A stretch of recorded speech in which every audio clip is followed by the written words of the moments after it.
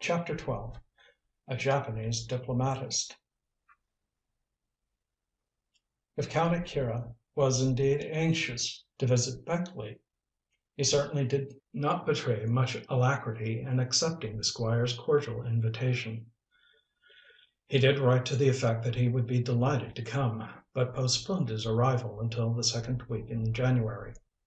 Official business, he stated, would keep him employed during the next few weeks, and he would be unable to leave his chief. Consequently, there was only a family party present at the Christmas festivities. Mr. Colpster, being of a conservative nature, always kept these up in an old-fashioned, hospitable style. Indeed, he invited several friends to join on this occasion, as his nephew was at home, but the friends, having their own families and own festivities, declined to put in an appearance. The Squire was not sorry, as he disliked the trouble of entertaining visitors. As it was, he gave the servants a dinner, and bestowed coats and blankets and hampers of wholesome food on the inhabitants of Hendle, Boatwain, and the other hamlets, all of which had at one time belonged to dead and gone Colpsters. For this reason did the Squire act so generously, and he hoped when the emerald was recovered, for he refused to believe that it had gone back to its shrine in Japan, that the future good fortune which would come with it would enable him to buy back the lost lands. Meanwhile, by acting as the lord of the lost manor, he retained the feudal allegiance of the villagers. There was something pathetic in the way in which the old man persistently looked forward to the rehabilitation of his family. He made sure that the Mikado jewel would come back.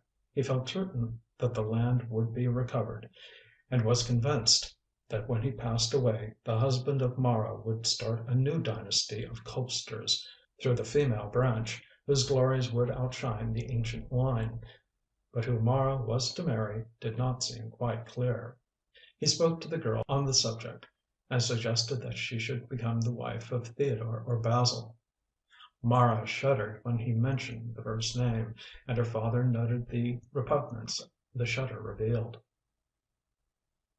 "I don't approve much of Theodore myself," he said apologetically, "as he is extremely selfish. But he has no bad qualities which would lead him to waste money, and moreover, he loves this place. You might do worse, dear." "If Theodore was the only man on earth, and offered me a kingdom, I would not marry him," said Mara, speaking decisively, and in a firm way, which contrasted strongly with her usual indifference. "He is a bad man." "My dear child, he has no vices. He neither drinks, nor gambles, nor—" "If he had all the vices of which a human being is capable," interrupted Mara loudly, "I would not mind, but his bad qualities are inhuman. He is selfish and dangerous, and all his time is given to black magic." The Squire laughed incredulously. "I know that Theodore dabbles in such things," he said disbelievingly. "But it is all imagination, Mara. There is no such a thing as any power to be obtained in that way." "Yes, there is. I know," said Mara, looking at her father significantly. "Can you prove what you say, my dear?" "No, and I don't want to talk any more about the matter. I won't marry my cousin Theodore, even if you leave the property away from me. I don't want to do that. You are my heiress, and my idea was for you to marry your cousin. Then he could take your name, and—" "I shan't marry Theodore," cried Mara for the third time, and stamped. "Basil, then. You can have no fault to find with Basil." "I haven't, father, but—" Mara stopped, and a strange smile spread over her small pale face. "I shall ask Basil to marry me, if you like," she said in an abrupt way. "He can but say no." "He won't say no, my dear. Basil loves me too well to thwart my wishes, but it is his part to woo and yours to listen. Let him ask." "I should have to wait a long time before he did that," said Mara dryly. "I wish to know the best or worst at once." And she left the room, still smiling strangely. Mr. Colpster could not understand why she smiled. But then, neither he nor any one else understood the girl, who seemed to hang between two worlds, the seen and the unseen, without making use of either, so indifferent was her attitude towards all things. As it happened, Patricia was busy attending to the servants, as it was her housekeeping hour. Mara was thus enabled to find Basil alone, for when Miss Carrol was available he constantly followed at her heels like a faithful and adoring dog.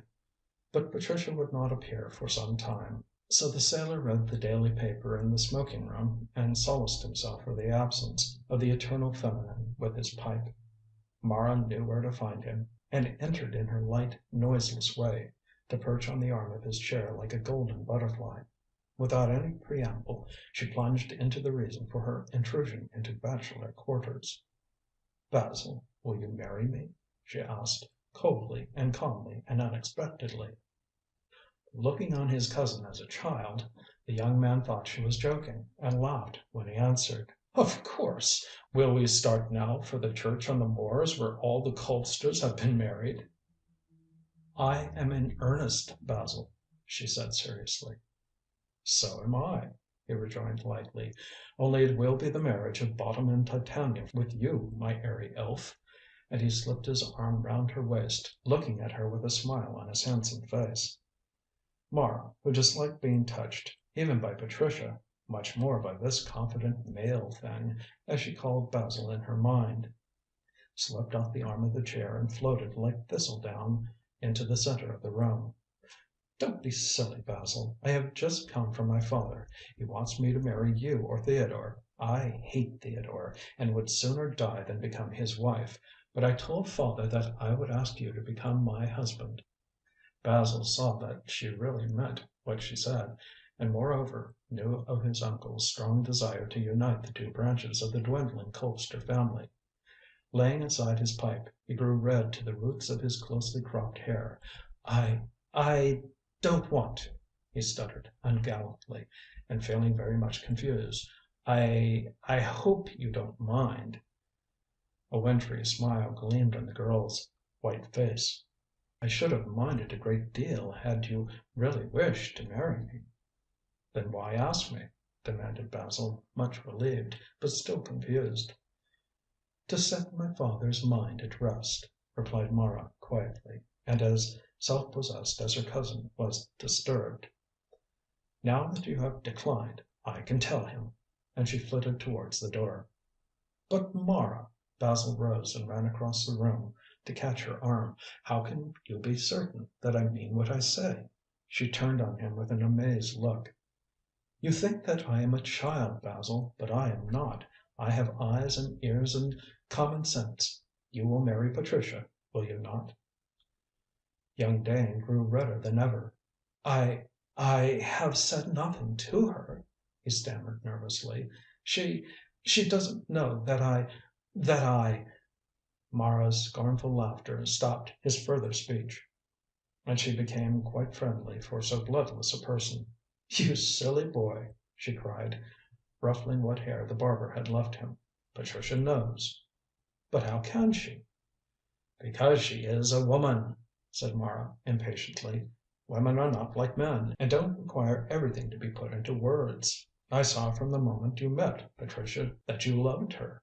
I'm glad," she ended with conviction, "as I don't want to marry you or any one else."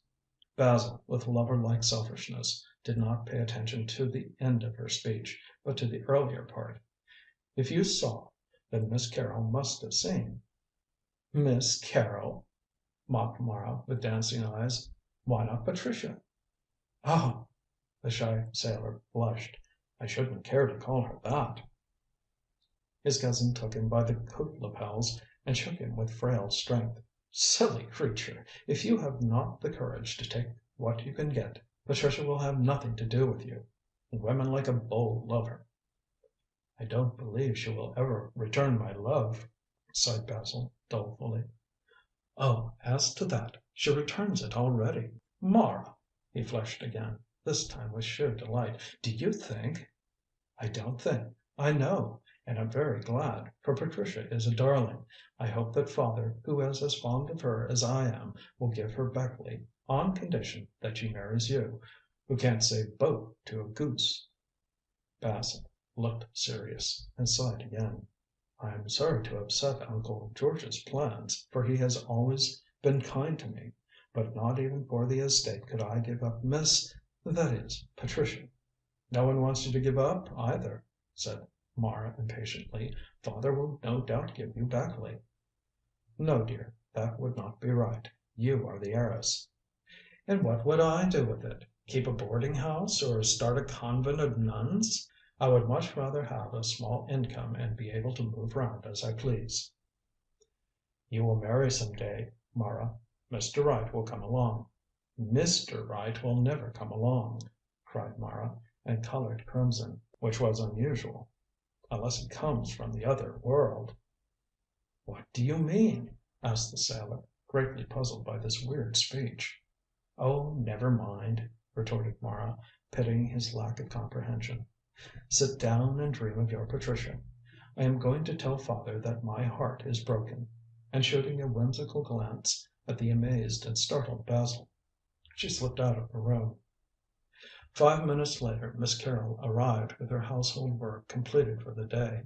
In spite of what Mara had told him, Basil would not follow the path she had pointed out. He was rather more attentive than usual to Patricia, and gave her to understand that he would wreck continents for her sake. But the modesty of a man, which is greater than that of a woman, kept his tongue quiet and his eyes unintelligent. Patricia did not entirely approve of this restrained attitude, as she knew that he loved her and wished to be told so in plain English. She could not understand why he did not speak, but Basil himself understood very well. He waited for Patricia to give him a sufficiently strong hint that she adored him, and then he could lay himself at her feet. It did not seem right, so Basil thought, to act on what he had learned from Mara, as that would be taking advantage of illicit intelligence. But for the sailor's rigorous views of honour, the situation could have been adjusted then and there. All the same, it was not, because she could not speak and he would not. As for Mara, she returned to her father, and demonstrated to him very plainly that her cousin wished to marry Miss Carrol, and that when the time came he would do so.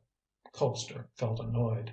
Mara could not marry Basil, and would not marry Theodore, so his plans for the future well-being of the family were all disarranged. "What would you say if I gave Beckleigh to Basil?" he said pointedly.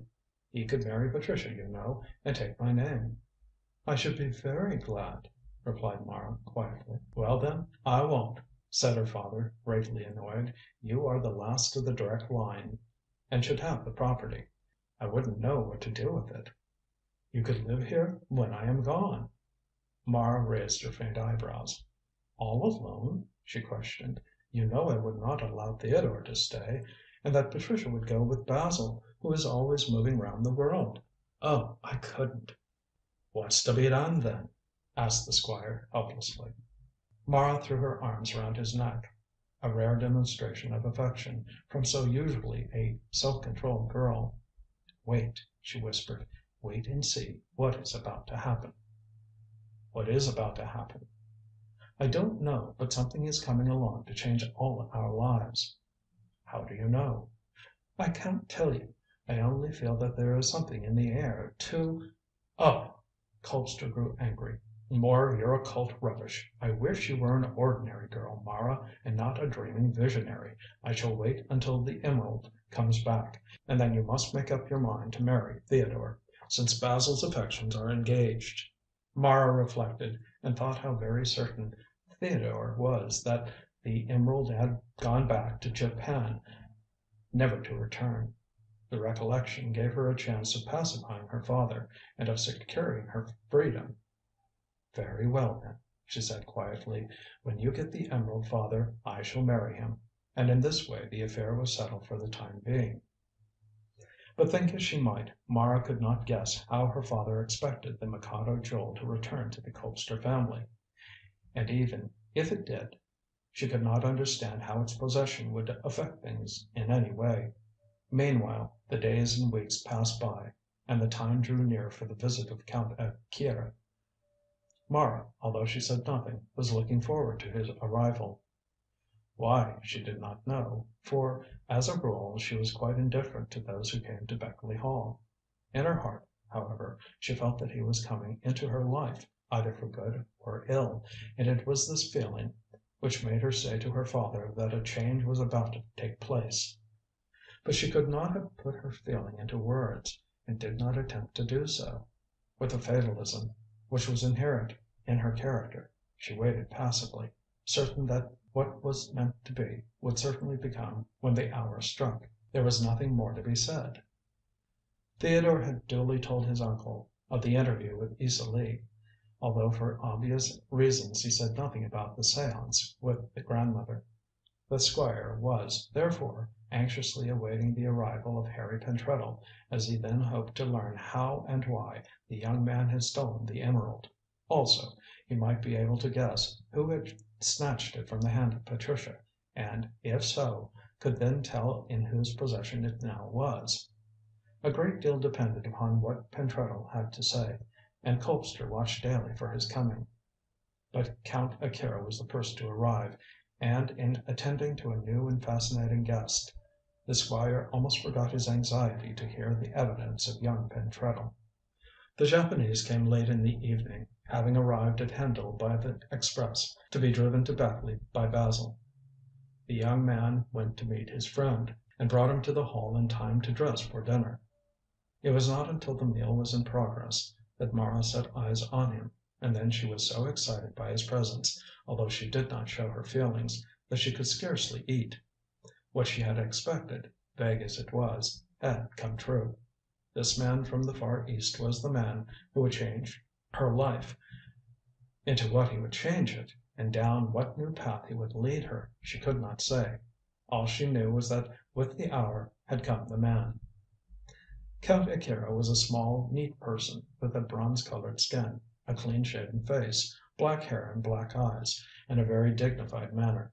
At the first sight he did not look particularly impressive, as the European evening dress did not entirely suit his aggressively Oriental appearance. But when those gathered in the drawing room came to notice his keen dark eyes, so observant and piercing, to listen to his carefully worded speech, and to look at his nobly formed head, they became aware that he was no ordinary man. Race was apparent in his gestures and glances and dominating manner, so quiet yet imperious. He came of a noble line, accustomed to rule, and his personality made itself felt more and more as something strong and dangerous while the hours passed. He was the past, the present, the future of the island empire, the epitome of Japan, the representative of the highest type of the yellow race, filled with far-reaching ambitions. "Is it true that you worship the sun in Japan?" asked Theodore tactlessly. Akira turned his shrewd eyes on the speaker, and smilingly displayed a set of snowy teeth. "Some do and some don't," he replied evasively. "But I assure you, Mr. Dane, that if you ever saw the sun in England, you would worship him also, and with very good reason."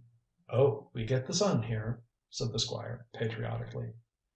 "You get a name, but not the real central planet," said Akira, with a shrug. "Clouds and mist obscure his rays. Only in the East does the true sun exist. Is that not so, Dane?" He spoke to Basil, whom he always addressed in this way, although he was more ceremonious with Theodore.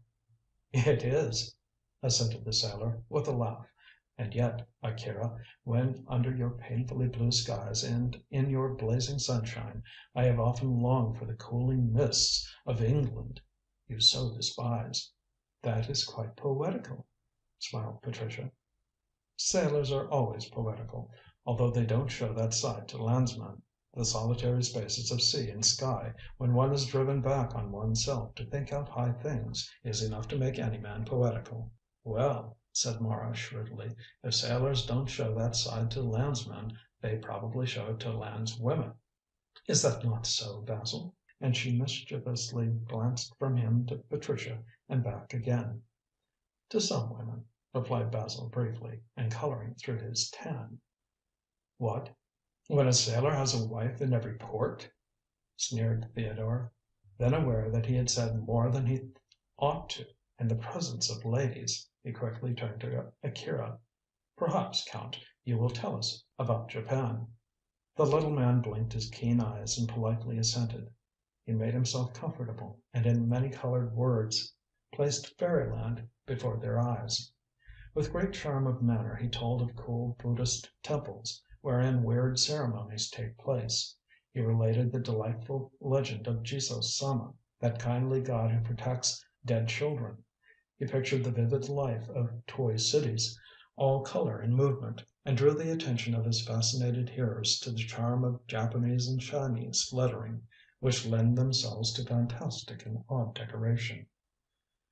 After a time he gave a description of a pilgrimage he had made to Fuji, that sacred mountain, which appears in 1001 pictures of Dai Nippon.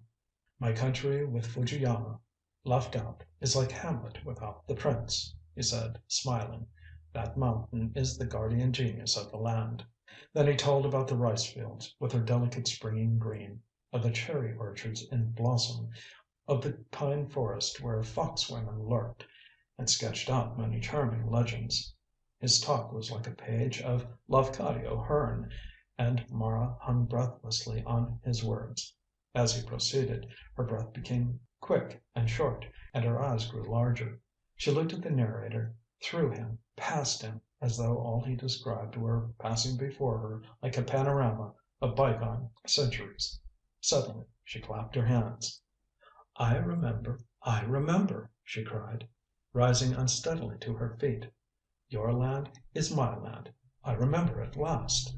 And stopping suddenly, she sank unconscious at the feet of the astonished Japanese. End of Chapter 12.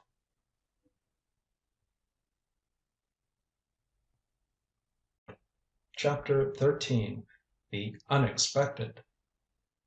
Next day Mara was quite her old indifferent self. With feminine craft she denied what she had said, even though 5 witnesses were ready to repeat the words. "I didn't know what I was saying," said Mara impatiently. "Of course, the heat was too much for me." "The heat?" repeated her father. "In January?" "Beckleigh isn't England. My nerves are out of order. Count Akira had some funny Japanese scent on his handkerchief. Theodore was looking at me, and that always upsets me." And in this way she made idle excuses, none of which would hold water. "I wish you would leave me alone," she ended angrily. As there was nothing else for it, she was left alone, and the queer episode was passed over.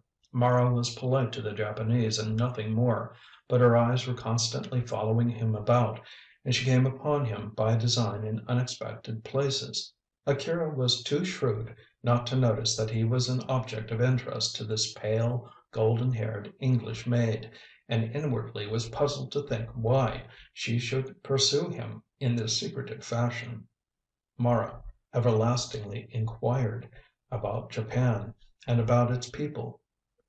She wished to know the manners and customs of the inhabitants, and entreated the Count to draw word pictures of Far Eastern landscapes. But he observed that she never asked him questions when any one else was present. With a delicate sense of chivalry, he kept silent about the secret understanding which her odd conduct had brought about between them. For there was an understanding, without doubt. Akira found himself wondering at times if she was really English, for towards him, at all events, she did not display the world wide reserve for which the island race of the West is famous. Of course, Squire Colpster seized the first opportunity to question his guest about the emerald, but Akira professed that he knew little more than the facts, that there was such a stone and that it had been stolen some months before from the temple. "I have been to Kitzuki," said the Count, "as my religion is Shinto, and in Izumo is the oldest of our shrines. A very wonderful building it is, and was built in legendary ages by order of the Sun Goddess."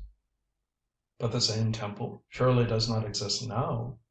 Oh, no, it has been rebuilt 28 times, and—" The Squire interrupted him with an exclamation. "I remember, Lafcadio Hearn says that in one of his books." "He was a very clever man, and loved our people," replied Akira quietly. "Yes, yes," Colpster nodded absently. "It is strange that he did not say anything about the Mikado Jewel." "It is not generally shown to strangers," explained the Japanese. "I have seen it myself, of course." "What is it like?" "Like a chrysanthemum blossom of green jade with an emerald in the center, Mr. Colpster. I believe it was given to the shrine by one of our emperors, called Go Yojo." "It was, and he received it from Shogun Ieyasu." Akira fixed his sharp black eyes on the tired face of his host. "You seem, pardon me, to know a great deal about this jewel," he observed inquiringly. "I ought to. The emerald belonged to our family centuries ago." "You astonish me." "I thought I would," cried the Squire triumphantly. "Yes, an ancestor of mine gave the emerald to Queen Elizabeth, and she sent it, through an English pilot called Will Adams, to Akbar, the Emperor of India. Adams, however, was wrecked on your coasts, Count, and presented the jewel to Ieyasu." "How very interesting," said Akira, his usually passive Oriental face betraying his wonder. "Thank you for telling me all this, Mr. Colpster. I must relate it to the priests of the Kitzuki Temple when I return to my own land. I do so in a month or two," he added courteously. "But the jewel is now lost." "So I understand. I read the report of the death of your housekeeper." Colpster gazed in astonishment at the little man. "Did that interest you?" "Naturally," rejoined Akira, unmoved, "seeing that her death was connected with the Mikado Jewel." "Are you sure that it is the same?" asked Colpster breathlessly. "Assuredly, from the description. I expect the thief, whosoever he was, brought the emerald to London." "But who stole it from Miss Carrol?" Akira shrugged his shoulders and spread out his small hands. "Alas, I do not know. But you should, Mr. Colpster, seeing that the thief proposed to transfer it to your housekeeper through Miss Carrol." He looked very directly at his host as he spoke. The Squire reflected for a few minutes.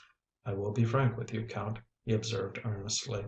"That emerald brought good luck to our family, and since it has left our possession we have had misfortunes and losses. I wish to get back the jewel, and gave Basil a sum of money to offer to buy it back," interrupted Akira, nodding. "Yes, I know. You sent him on a dangerous errand, Mr. Colpster. But for me he would have been murdered, as perhaps you know." "Basil told me this story," said Colpster, drawing himself up stiffly. "But I cannot really agree with you as to the danger. I merely offered to buy back what belonged to an ancestor of mine." "Your ancestor parted with it," said Akira, readily and rather dryly. "So, as the stone has become a sacred one, it was impossible for the priest to take money for it. I know Dane had nothing to do with its disappearance." "Ah!" The Squire became cautious. "I don't know who had anything to do with the theft. I wish I did." "What then?" "I would seek out the thief and regain the jewel." "By your own showing the thief parted with the emerald to Miss Carrol," was Akira's quiet remark. "That it was taken from her is strange." "Oh, I don't think so, Count. Some thief saw Miss Carrol looking at it. You remember, of course, the details given at the inquest, and snatched it." Akira was silent for a few moments. "Mr. Colpster," he said earnestly, "if you are wise you will make no attempt to regain this stone. It brought your family good luck centuries ago. But if it comes into your possession again, it will bring bad luck." "How do you know?" "I don't know for certain.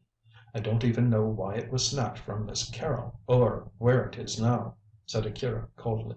"But I do know," he added with great emphasis, "that since the emerald has been adapted to certain uses in the Shinto temple at Kitzuki, the powers it possesses must be entirely changed." "Oh, I don't believe it has such powers," said the Squire roughly. "Yet you believe that it will bring you good luck," said Akira with a dry little cough. Isn't that rather illogical, sir?" Mr. Colpster could find no rejoinder to this very leading question, and dropped the subject.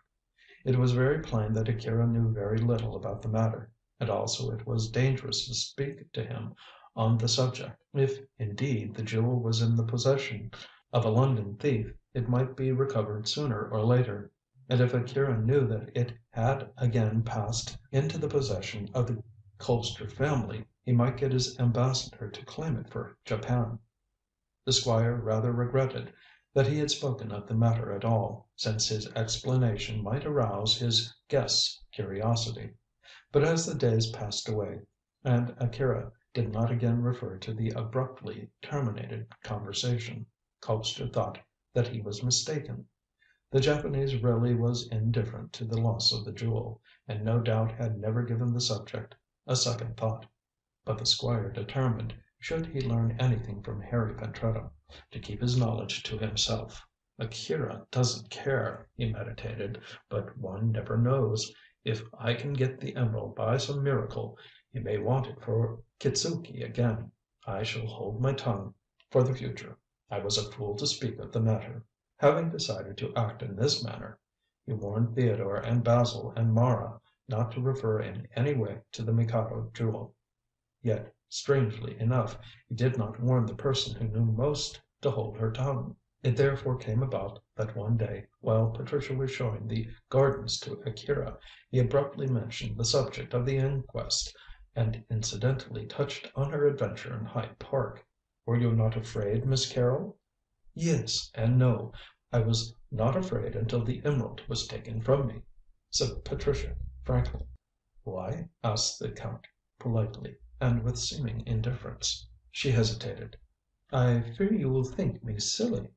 Then in reply to his wave of a hand that such an idea would never enter his head, she added hastily, "When I held the emerald I felt a power radiating out from it." "Ah!" The Japanese started in spite of his usual self-command. "Then you have occult powers and sight and feeling and hearing." "I have not," replied Patricia, vexed with herself that she had spoken so freely. "I am a very commonplace person indeed, Count. I felt that feeling because I was worried and hungry." "Naturally," muttered Akira to himself. "You get in touch with it when the physical body is weak." "Get in touch with what?" asked Patricia crossly, for she began to think that this beady eyed little man was making game of her. "With what you saw." "I shan't say anything more about the matter." Patricia turned away with great dignity. "I'm sorry I spoke at all." "Your secret is safe with me, Miss Carrol." "It isn't a secret. Mr. Colpster and his two nephews know." "I don't suppose they understand." "Mr. Theodore Dane does," snapped Miss Carrol fractiously, for the persistence of the man was getting on her nerves. "Yes," said Akira with a ghostly smile, "in a way. But he doesn't know enough. Pity for him that he doesn't." "What are you talking about, Count?" "Nonsense," he replied promptly. "After all, Miss Carrol, I am here to play. I wonder you came here at all, to such a quiet place." "Oh, I don't care for orgies, Miss Carrol. But if you ask me, I wonder also why I am here." Patricia felt that he was speaking truthfully and turned on him with a look of amazement. From all she had seen of the small Japanese, she judged that he was a man who knew his own mind. As she looked, by some telepathic process, he guessed what was in hers. "Sometimes I do," he answered, "but on this occasion I don't." "Exactly," and he drawled the last word slowly. Patricia almost jumped. "You are a very uncomfortable man," she remarked. "The East and the West, dear lady, they never meet without misunderstandings." This cryptic remark closed the conversation, and they went in to afternoon tea. Akira said no more, nor did he explain his puzzling conversation in the least. However, he still remembered it, for every time he looked at Patricia he smiled so enigmatically that the mother which is in every woman made her wish to slap him and send him to bed without any supper. That same evening in the drawing room a strange thing took place, which made Patricia wonder more than ever. Theodore had been performing some conjuring tricks with cards, at which Akira smiled politely. Basil had sung, and she had played a sonata of Beethoven. Feeling tired, no doubt, of Shakespeare and the musical glasses, Mr. Colpster had stolen to his study to look at his beloved family tree. The young people had the drawing room to themselves. As all save Mara, who invariably declined to contribute to the gaiety of any evening, had done his or her part, it was the turn of the Japanese. "Amuse us in some way, Count," commanded Patricia, crossing to a sofa and throwing herself luxuriously on the silken cushions. "Alas, I am so foolish. I know not how to amuse. I have told you so much of my own country that you must be tired." "No, no, no," cried Mara, with shining eyes and an alert manner. "I never grow weary of hearing about Japan." "Why?" asked the Count, half closing his eyes. Mara's face became strange and cold. "I don't know," she said, in a hesitating manner. "I seem to know Japan." "But, Mara," cried Basil, staring, "you have never been there." "All the same, I know it. And especially I know the Temple of Kitzuki." "Ah, but you were there," put in Theodore, glancing at the Count, whose eyes were curiously intent upon the girl's pale face. "When?" he asked suddenly. "She went in her astral body in search for the Mikado Jewel, and " "Don't talk of these things," interrupted Mara in an angry tone. "The Count doesn't want to hear such rubbish." "Of course it is all rubbish," said Akira promptly, but Patricia, mindful of his afternoon conversation, did not believe that he spoke as he felt. "Ah," sneered Theodore quietly, "you are one of the scoffers. Yet I thought that the East believed in such things." "We believe in much we never talk about," replied Akira calmly. Then there was a pause, until he suddenly produced from his pocket a bamboo flute. "I can play this," he said, with his eyes on Mara, as though he addressed himself to her. "It is a simple Japanese instrument. Have you a drum?" Basil, who was addressed, laughed. "I don't think so. There's the dinner gong." "That will do," said Akira serenely. "Would you mind getting it and beating it rhythmically like a tom tom? Softly, of course, so as not to drown the notes of my flute. And a handbell," he added, casting his looks round the room. "You are arranging an orchestra," laughed Basil, going out to fetch the gong. "Here is a bell," cried Mara, taking a small silver handbell from a table covered with knickknacks. "Hold it, please." "But what am I to do with it?" asked the girl, bewildered. "The music I play will tell you," said Akira, somewhat grimly, and then Patricia began to see that there was some meaning in all this preparation.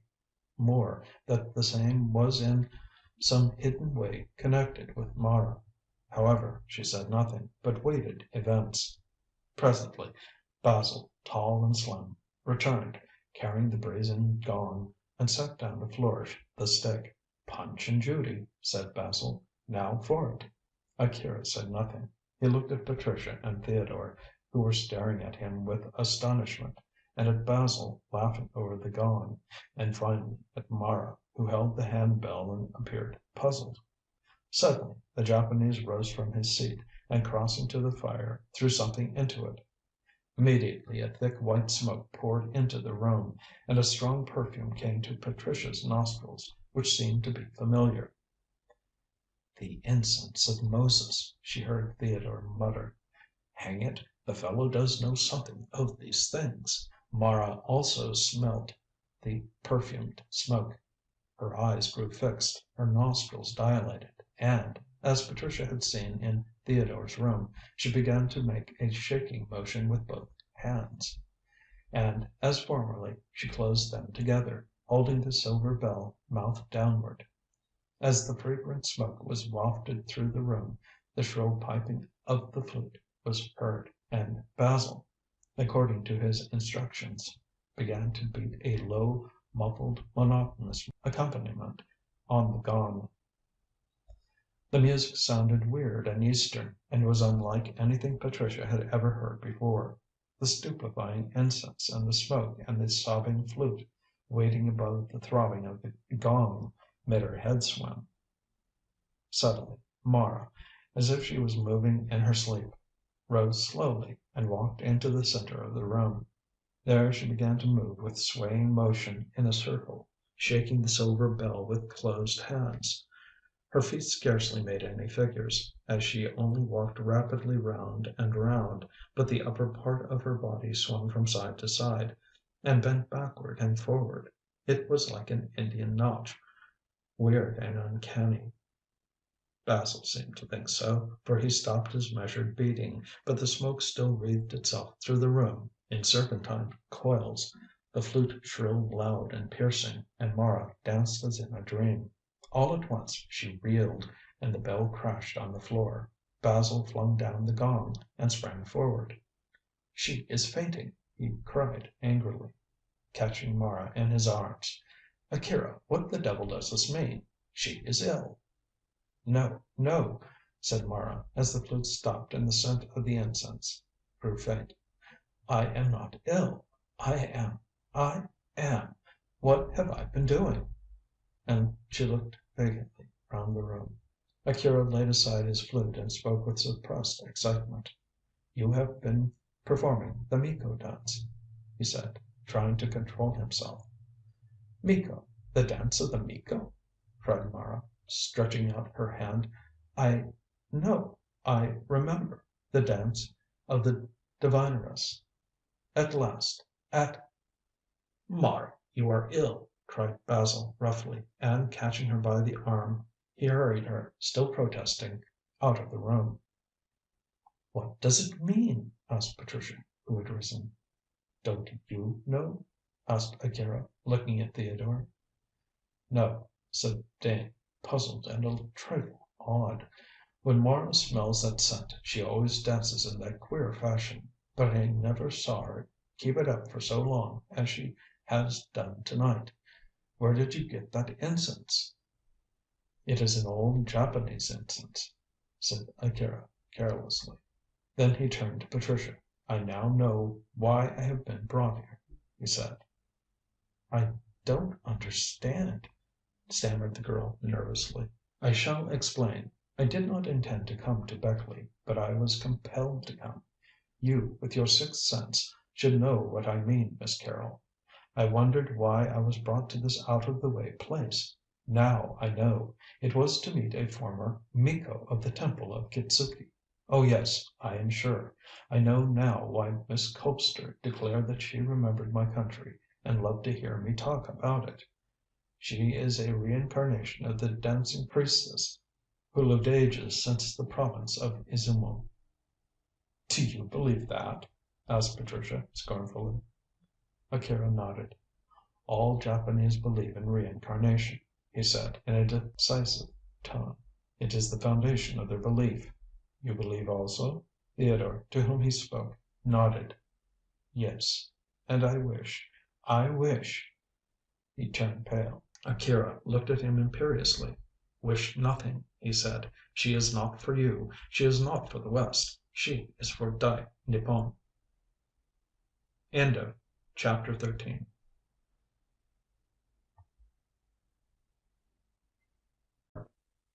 14. The Jewel. It was judged best by all concerned to keep the episode of the Miko dance from Mr. Colpster, since he undoubtedly would have been very angry had he known of the strain to which Mara's nervous system had been subjected. Not that the girl suffered any ill effects, but she was extremely tired, and remained in bed for the greater part of the next day. Patricia attended to her tenderly, but could learn little from her as to why she had acted in so strange a way under the influence of the incense and the music. But she intimated vaguely that the dance had reawakened her recollections of a previous life, when she was not Mara Colpster, but quite another person. Miss Carrol was quite distressed by what she regarded as an hallucination. and privately consulted Basil the next morning after breakfast. "I am greatly annoyed myself," said Dane, frowning. "Akira should not have acted in the way he did without consulting me." "You would not have given your consent to the experiment," said Patricia. "Certainly not. Mara is too highly strung to be subjected to these things, and might easily lose her reason. It is just as well that we have decided not to tell my uncle.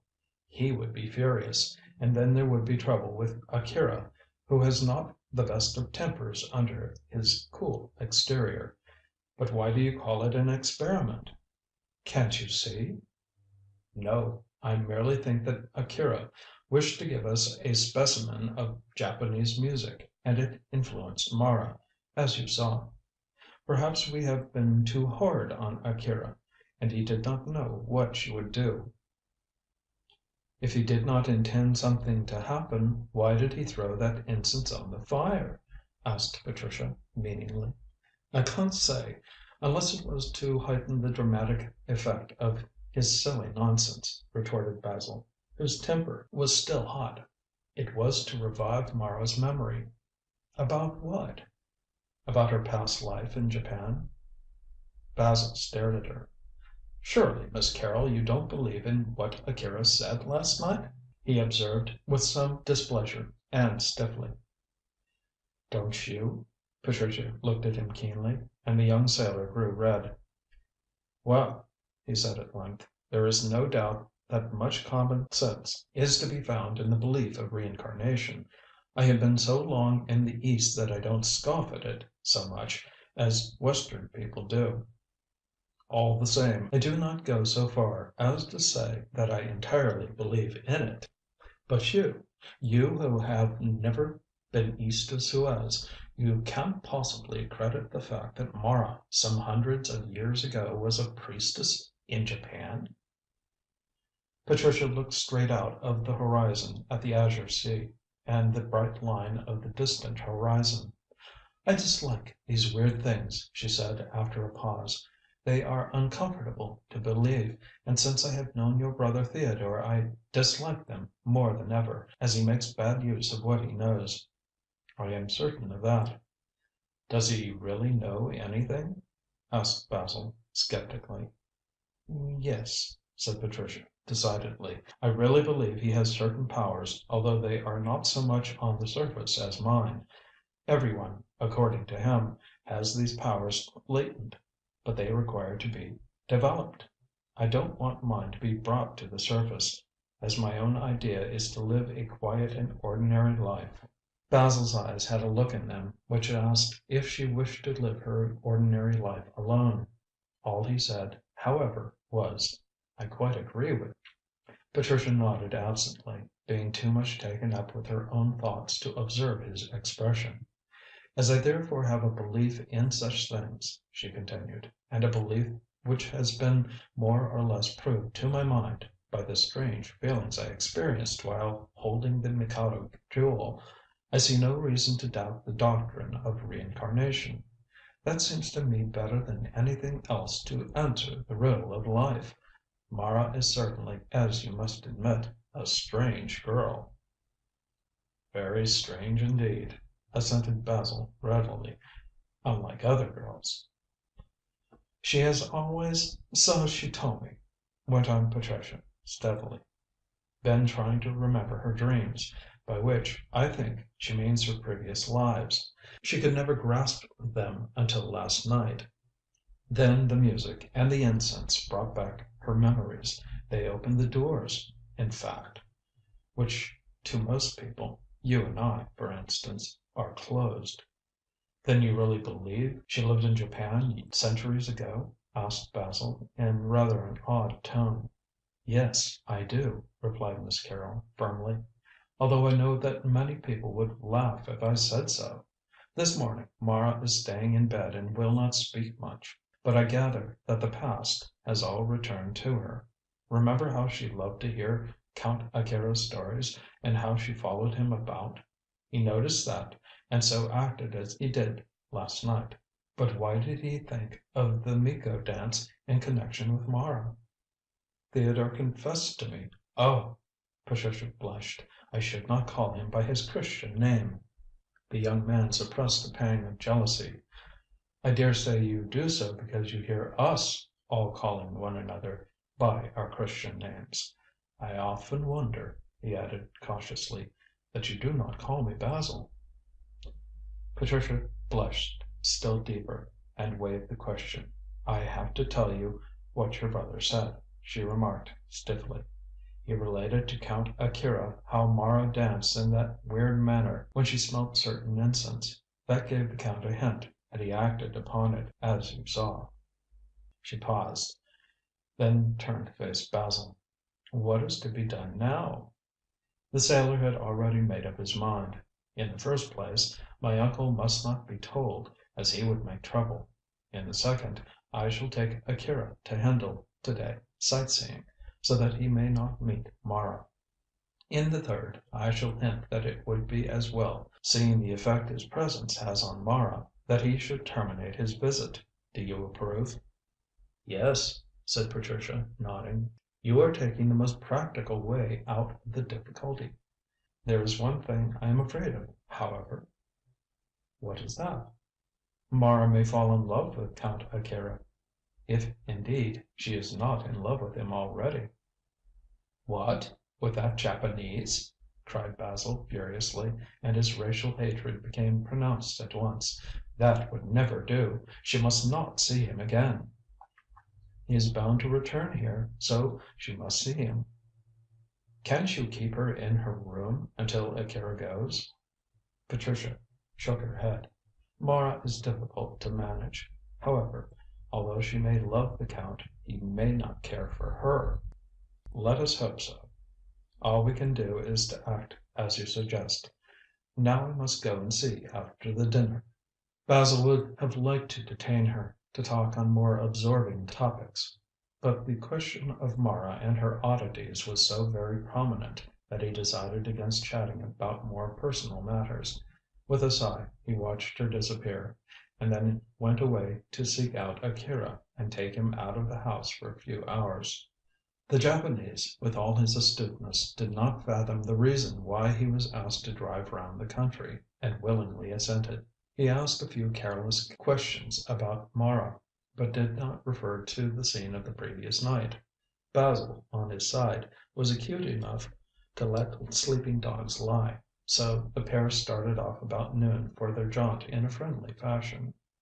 They talked of this thing and that, and all round the shop, as the saying is, but neither one referred to the scene of the previous night. Yet a vivid memory of that was uppermost in Basil's mind, and, as he very shrewdly suspected, was present also in the thoughts of Akira.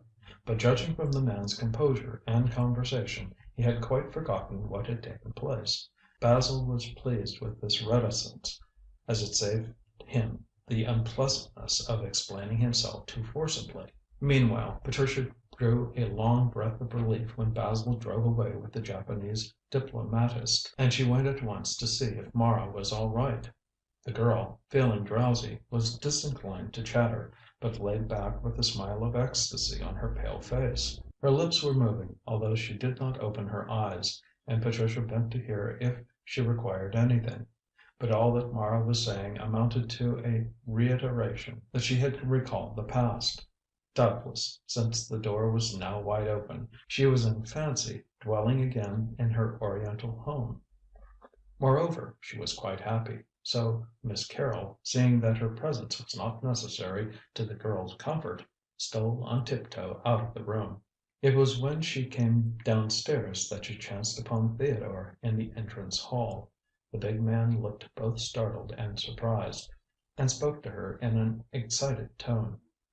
"Come into my uncle's library at once, Miss Carrol," he said, touching her arm. "It has come." "What has come?" naturally asked Miss Carrol, puzzled by his tone and look. "It came by post," went on Theodore breathlessly, "and was not even registered. There is not a line with it to show who sent it." "I don't know what you are talking about, Mr. Dane." "Uncle wants you to hold it again in your hand, and see if you can feel the drawing power you spoke of. Come, come quickly." At last Patricia knew what he meant, and her face grew white. "Have you the Mikado Jewel?" she asked, leaning against the wall, faint and sick. For answer, Theodore unceremoniously led her into the library, and she saw Mr. Colpster standing near the window, gloating over something which he held in his hand. As he moved to face the girl, a vivid green ray shot through the subdued light of the large room. "Look! Look!" cried the Squire, stuttering in his excitement, and he held up the jade chrysanthemum with the emerald flashing in its centre as the sunlight caught its many facets. "The Mikado Jewel!" gasped Patricia, and her legs refused to sustain her any longer. She sank into a chair. "How long did you get it?" "It came by post, by the midday post," explained the Squire, repeating what his nephew had said earlier. "Just carelessly wrapped up in brown paper and directed to me. Not even registered, and packed in a small tin box tied round with a string. The postmark is London, so it must have been sent through the General Post Office. No district name is stamped on the covering. Oh, wonderful, wonderful! The luck of the Colpsters has returned." "But who sent it?" asked Patricia, looking with ill‐concealed repugnance at the sinister gem, which had indirectly brought about the death of Mrs. Pentreddle. "The man who committed the crime?" "No, no," struck in Theodore, impatiently. "That's impossible. The assassin of poor Martha never had it in his possession, although, as we know, he hunted the house to find it. The thief who snatched it from you in the park, Miss Carrol, must have repented and sent it to its rightful owner." "And I am its rightful owner," said the Squire, drawing up his spare form to its full height. "This gem belonged to my ancestor, and it is only fair that I should possess it." Patricia could not approve of this speech, as she knew from Colpster's own lips that Sir Bevis had given it to Queen Elizabeth in exchange for his knighthood. But she knew also that it was useless to argue with the Squire, as he appeared to be obsessed by the jewel to which he ascribed such fantastical powers. Nothing, she was convinced, would ever make him give it up, and she was confirmed in this opinion by his next words. "Say nothing to Basil or Akira about the arrival of the emerald," he said hurriedly to his companions. "I don't trust that Japanese. He thinks that the jewel belongs to the Temple of Kitzuki." "So it does," remarked Patricia quickly. Colpster snarled, and his face became quite ugly and animal in its anger, when he turned on her sharply. "It belongs to me, to me, to me!" he cried vehemently, and pressed the jewel close to his breast. "I shall never give it up, never, never, never! Tell Akira at your peril." "I don't intend to say a word to the Count," said Patricia, retreating a step before his malignant expression. "It is none of my business. But, if you are wise, you will throw it away." "Why?" chattered Colpster, still angry at her opposition, and perhaps pricked in his conscience by her words. "I think it will bring evil upon you. You shouldn't let it come into the house," she panted, and felt that what she said was true. Theodore started and grew pale. Granny Lee had used almost the same words when he had asked her about the possible danger. The old woman had refused to say what the danger was, or perhaps, as she stated, she could not put a name to it. But after hearing Patricia's remark, Theodore felt that perhaps the Mikado Jewel had been referred to as "it." Granny Lee said plainly, "Don't let it come into the house." And now this girl, who also possessed certain powers, declared that it should not be allowed to remain under the roof lest it should bring evil in its train. "You are talking rubbish," said Theodore roughly, and trying to conceal his dismay. "How can that jewel hurt any one?" "I don't know. I can't say. But it should not be allowed to remain here." Squire Colpster laughed and laid the lovely thing down on his desk, where it flashed gloriously in a ray of sunshine. "It shall remain here always and bring good fortune to the family," he said vaingloriously. Patricia, impelled by some outside power, rose and went up to lay a warning hand on the old man's arm. "There is something wrong," she urged. "Consider, Mr. Colpster, how could the thief have sent the jewel to you, unless he knew more about the matter than we think? If an ordinary tramp stole it, he would have pawned it. If a priest of the temple took it, he would have carried it, as Mr. Theodore suggested, back to Japan. Why is it sent to you?" "I don't know. That is what puzzles me," said Colpster, and his mouth grew more obstinate than ever.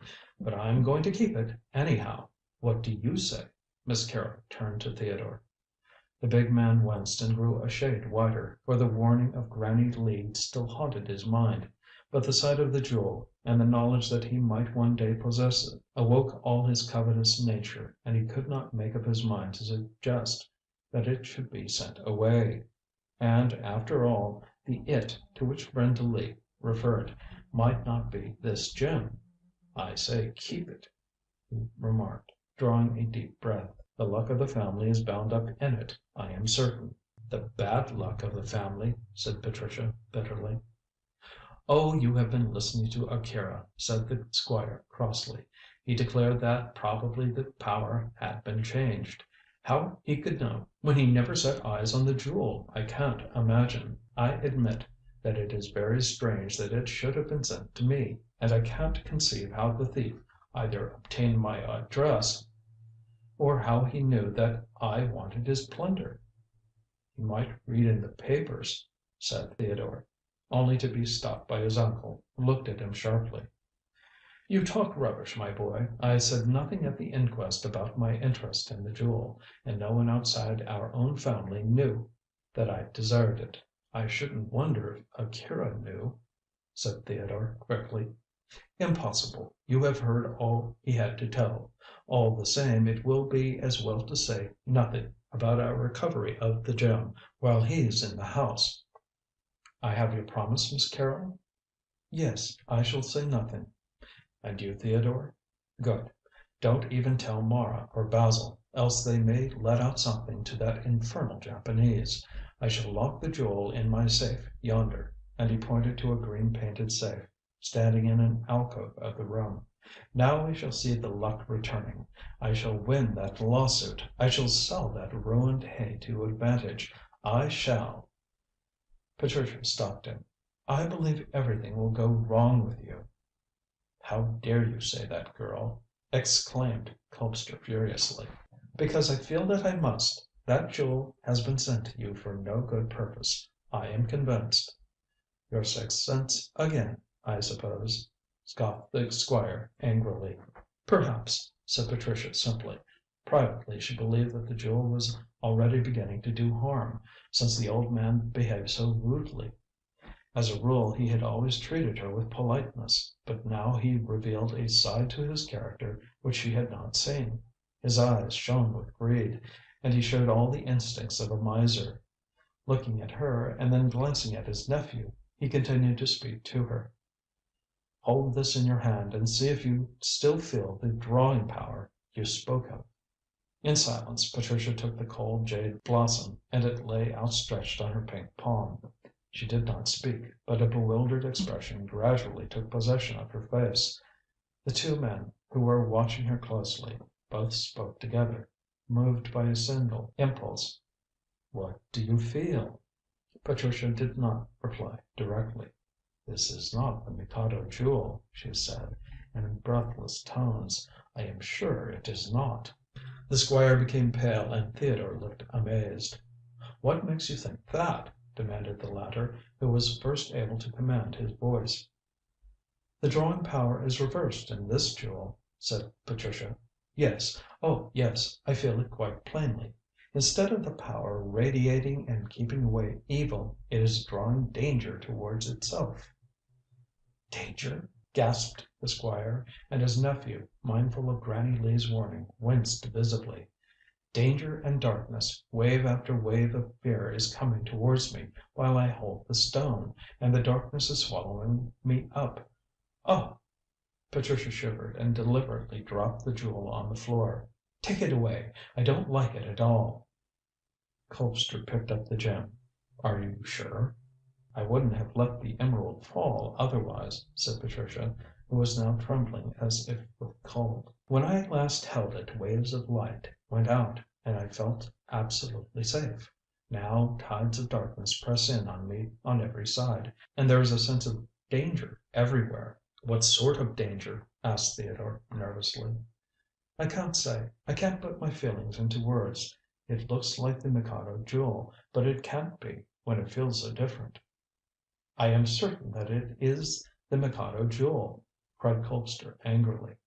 "Whether it is or not I can't say," retorted Patricia, backing towards the library door. "But it is dangerous. Get rid of it or suffer." And she went quickly out of the room, leaving the two men staring at one another.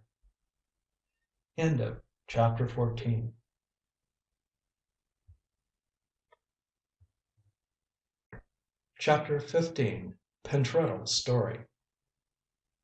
Squire Colpster locked the recovered emerald in his safe, and again repeated his orders that Theodore was to say nothing about it. Notwithstanding Patricia's doubts, founded upon the different sensations felt by her when holding the stone, the master of Beckleigh Hall really believed that he possessed the Mikado Jewel. But he could not comprehend why it had been forwarded to him, or how the thief had obtained his address, or why the thief should think that he wanted it. Had the Squire been less obsessed by the ornament, he might have taken Patricia's advice with regard to getting rid of it. And in this, perhaps, he would have been supported by Theodore, who was feeling uncomfortable, since Granny Lee's statement was always in his mind.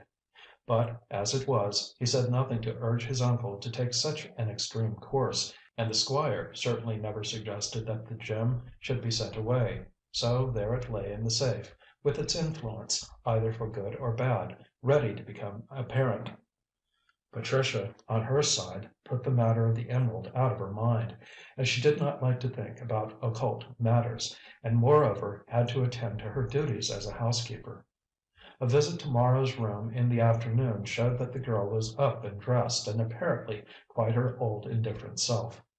She said nothing about the Miko dance in which she had figured, so Patricia did not remind her of it in any way.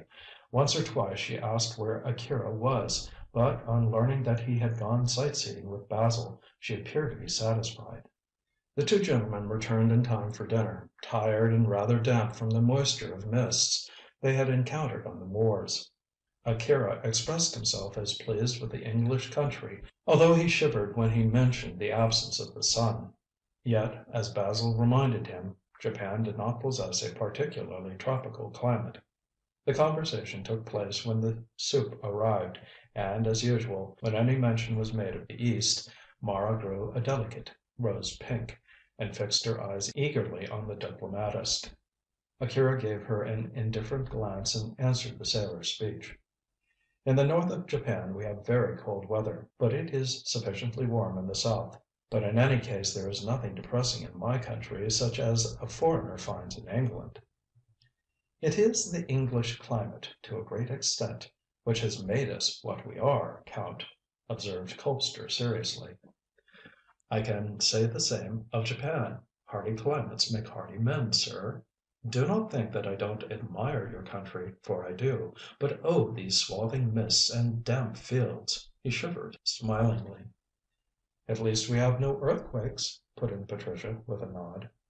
"Ah, there you have the advantage of us," answered Akira, wiping his mouth. "But in some places we can keep earthquakes away." "What do you mean?" asked Theodore, scenting something occult. Yes, Akira guessed what he vaguely felt. "There are laws which control earth waves." "Scientific laws?" said Basil quickly. "You might not call them so," said Akira quietly, "but in the East, you know, we are aware of natural laws which the West has not yet learned." "Well, then, tell us how to control earthquakes," said the Squire, with a sceptical look on his face. "Curious you should ask me that, sir. You should ask Miss Carrol." "Ask me?" Patricia looked amazed. "You held the Mikado Jewel in your hand," said Akira coolly. Theodore, Colpster, and Patricia exchanged looks, and wondered if the Japanese was aware that the gem reposed in the library safe. It was impossible, of course, since he had been absent all day with Basil. Yet it was strange that he should refer to an object which was uppermost in their minds. "I don't understand," said Patricia doubtfully. "I can explain, Miss Carrol. Had you examined the emerald, you would have seen the sign of the Earth Spirit graven thereon. That sign shows that a power to control earth forces lies in the stone." "Oh, I can't believe that, Count." "Yet you felt, so you told me, the radiating rays, which keep back all earth tremors, steady them, as it were." Colpster looked up suddenly. "I thought you knew nothing about the Mikado Jewel, Count," he said sarcastically. "I know very little, and told you what I did know," replied Akira quietly. "But this conversation about planets revived a memory of what one of the Kitzuki priests told me. The emerald has had certain ceremonies set over it, and has been set on the radiating petals of a jade chrysanthemum.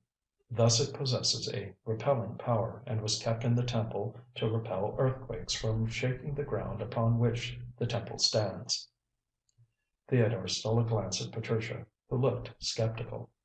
"If," he suggested in a low voice, "if the power, instead of radiating, was drawn to the emerald you speak of, Count, what would happen?"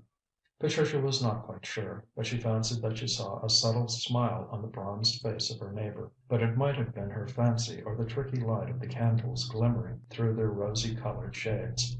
However, he replied courteously enough: "In that case, Mr. Dane, according to occult law, about which I confess I know little, the earthquake danger, instead of being repelled, would be drawn to the place where the jewel lay." "Oh, we never have earthquakes here," said Mara with a gay laugh. "If the Mikado Jewel were here, and the power was reversed, as is suggested by Mr. Dane, you would soon feel an earthquake, or else this mighty cliff at the back of the house would fall and overwhelm the place." Theodore shivered. Granny Lee had mentioned that she had seen him crushed as flat as a pancake, and he wondered if what Akira so idly said could really be true. It seemed so, for should the jewel have the indrawing power, and that it assuredly had, if Patricia was to be believed, there was a great chance that Mrs. Lee's prophecy might be fulfilled. For was not the fatal gem in the house at this moment? Yes, Theodore shivered again, as he became more certain of belief. The Mikado Jewel was the It which the Sibyl had warned him should never be allowed to enter Beckleigh Hall.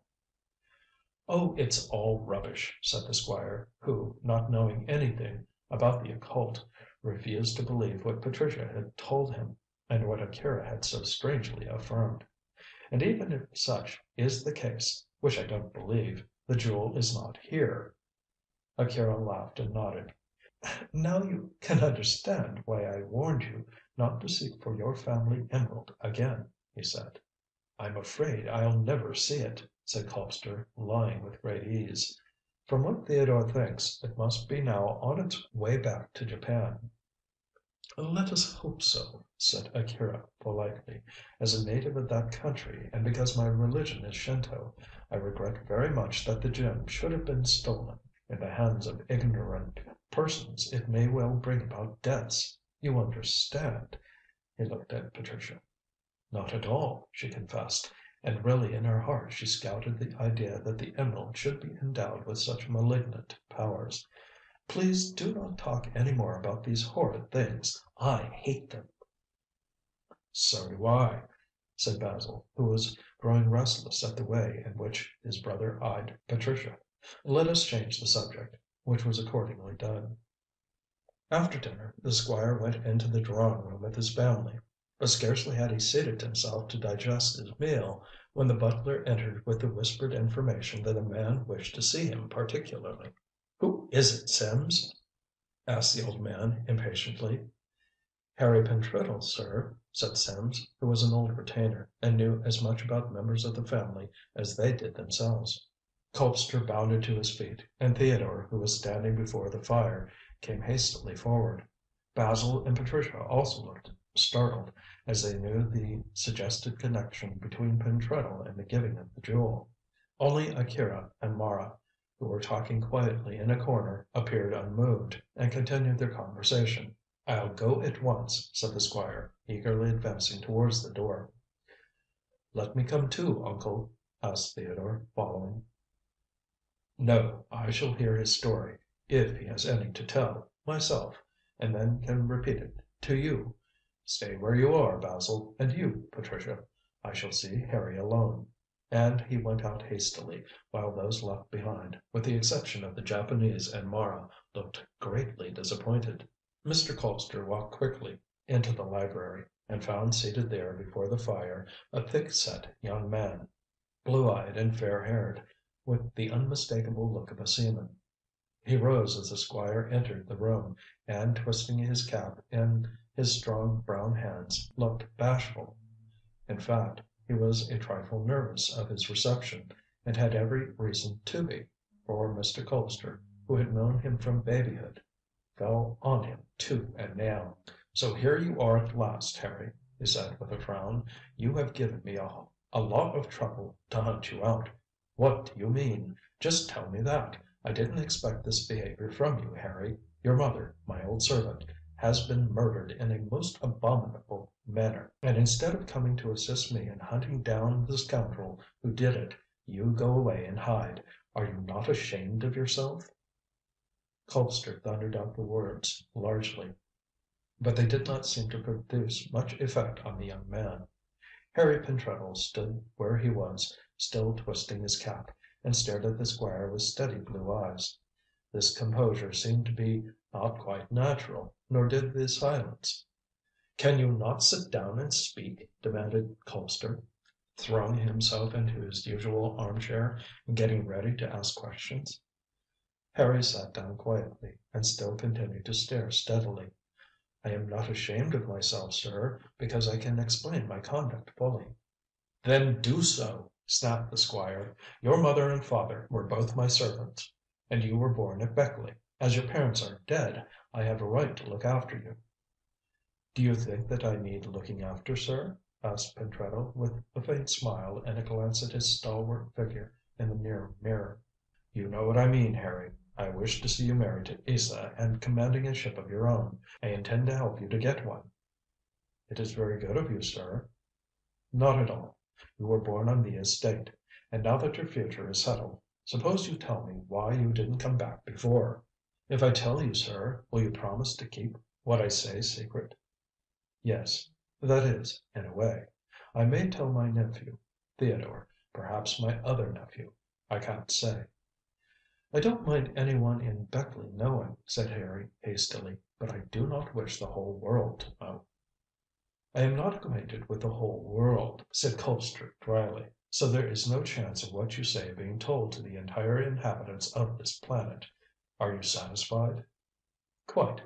Well then, sir, I went to Amsterdam to wait for a ship which I know is going to Japan. She is coming from Callao and is late." "How do you mean late?" "She is a tramp steamer, and I know her captain. She comes to Amsterdam to discharge a cargo, and then proceeds to Japan. I can get an engagement as second mate when she arrives.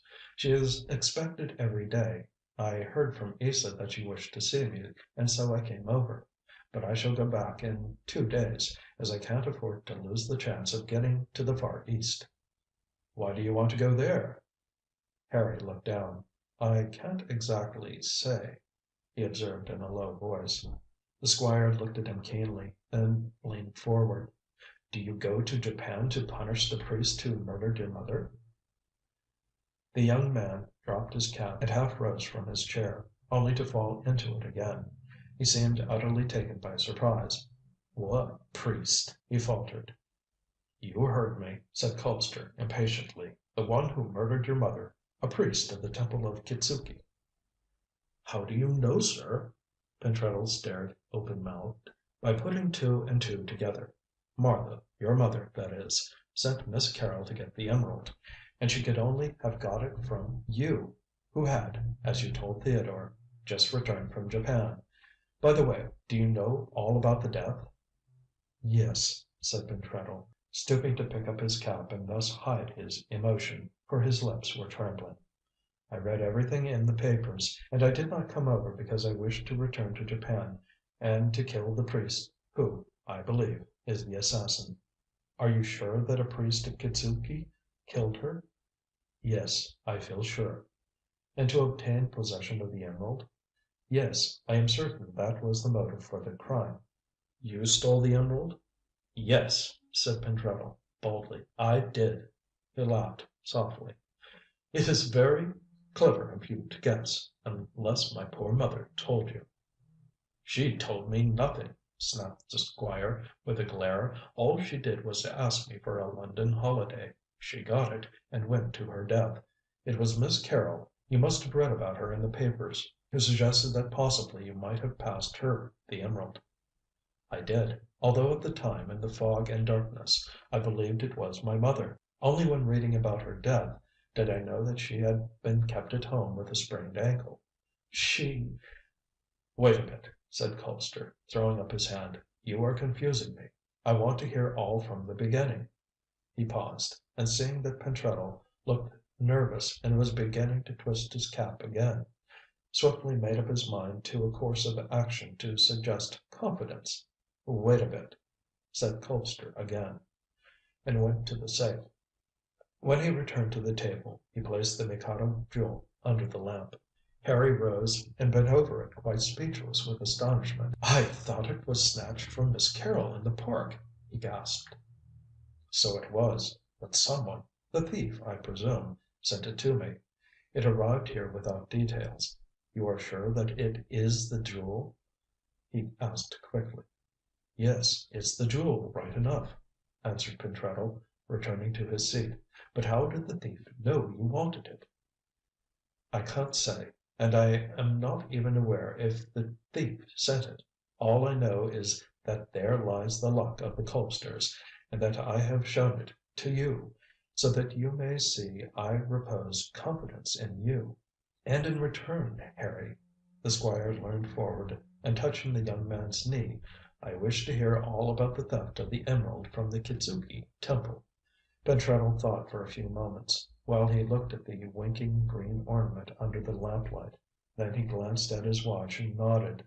"I must get away soon," he said brusquely. "I am staying at Hendle, and a friend of mine is waiting on the moor road with a trap. It won't take me long to tell you everything, sir." Colpster leaned back and placed the tips of his fingers together. "I am ready to hear you," he said quietly, and bending his head. Harry began his story in a hurry. "My mother, as you know, sir, nursed your nephews. Mr. Basil was always her favourite, but she never could abide Mr. Theodore. She learned from you, sir, that you intended to leave the estates to the nephew who got back the emerald, which is the family luck." "Yes, such was my intention. Well?" "My mother," went on the sailor, twirling his cap, "was determined that Mr. Theodore would never inherit, so, as she knew that I was going to Japan, she asked me to steal the emerald." "You had no right to steal it. I would have forbidden Martha suggesting such a thing," said the Squire angrily. Pentreddle nodded. "I know. For that reason my mother kept the affair a secret. I readily agreed to do what she wanted, as Mr. Basil has always been kind to me, whereas Mr. Theodore " He halted. "Oh, go on," said Colpster, with a cynical smile. "I know that Mr. Theodore is not a favourite with any one." "How can he be, sir, when he behaves so badly? He insulted me, and but that is neither here nor there, sir, and I have no time to talk of that matter. I told my mother that I would get the emerald somehow, and when I landed at Nagasaki I set about looking for it." "But in what way?" "Well, you see, sir, my mother learned from you all about the giving of the emerald to that Shogun chap, and then she told me how Miss Mara, in some funny way, knew that it was at the Temple of Kitzuki. I went there on the chance, and a man who kept a tea shop told me all about the jewel. He said that it had been given to the temple by a Mikado. I thought it was a Shogun. The Shogun who got it from Will Adams gave it to the Mikado, and he presented it to the temple," explained Colpster. "Go on." "Oh, that's it, is it, sir? Well then," he went on, twirling his cap. I got a sight of the jewel in the temple and stole it." "But how, when it was so carefully guarded?" "I don't think it was guarded overmuch," said Pentreddle, thoughtfully. "You see, sir, the tea shop man told me that the emerald was under the spell of the Earth Spirit. He called him some queer name I can't remember, to keep away earthquakes. No Japanese would dare to touch the jewel, and it lay, as I saw, on a small altar near the shrine. I managed to stop inside the temple after dark, and stole it." "How did you get away?" said the Squire, wondering at this daring. "I'll tell you that another day, sir, as it is getting late. I did manage to get away and stow the jewel on board my ship, but I was followed." "Followed? By whom?" "Japanese. I suppose they were priests. I was nearly knifed at Nagasaki, and once I was drugged. But I had hidden the emerald away, and they could not find it. When I got to the port of London I thought that I was safe, but I soon found that I was dogged there also." "By whom?" asked Colpster once more. "Japanese," said Pentreddle again. "Wherever I went I met Japanese. They swarmed all round me. I had written to my mother saying that I would give her the emerald if she came to London. She did, and wrote asking me to go to the Home of Art. But I knew better than to do that, sir. I felt certain that if I gave the jewel to my mother she would run a chance of being killed. There was one big chap with a scar across his cheek. I believe he killed my poor mother." "What makes you think that, Harry?" asked Colpster eagerly. "Because I was loafing round the Home of Art one evening trying to catch a glimpse of my mother, when I saw the beast watching me and the house." "Was the man with the scar a priest?" "He just was," said the sailor vigorously. "A Shinto priest. I saw him in the temple at Kitzuki. Then I was certain that I was being followed by the priests, and wrote and told my mother that I could only give her the emeralds secretly. She replied, saying that the whole household at the Home of Art had an appointment to see some play." "I know all that," said the Squire impatiently. "Skip that." "Well then, sir, my mother said that being alone she could leave the house at night without suspicion being aroused.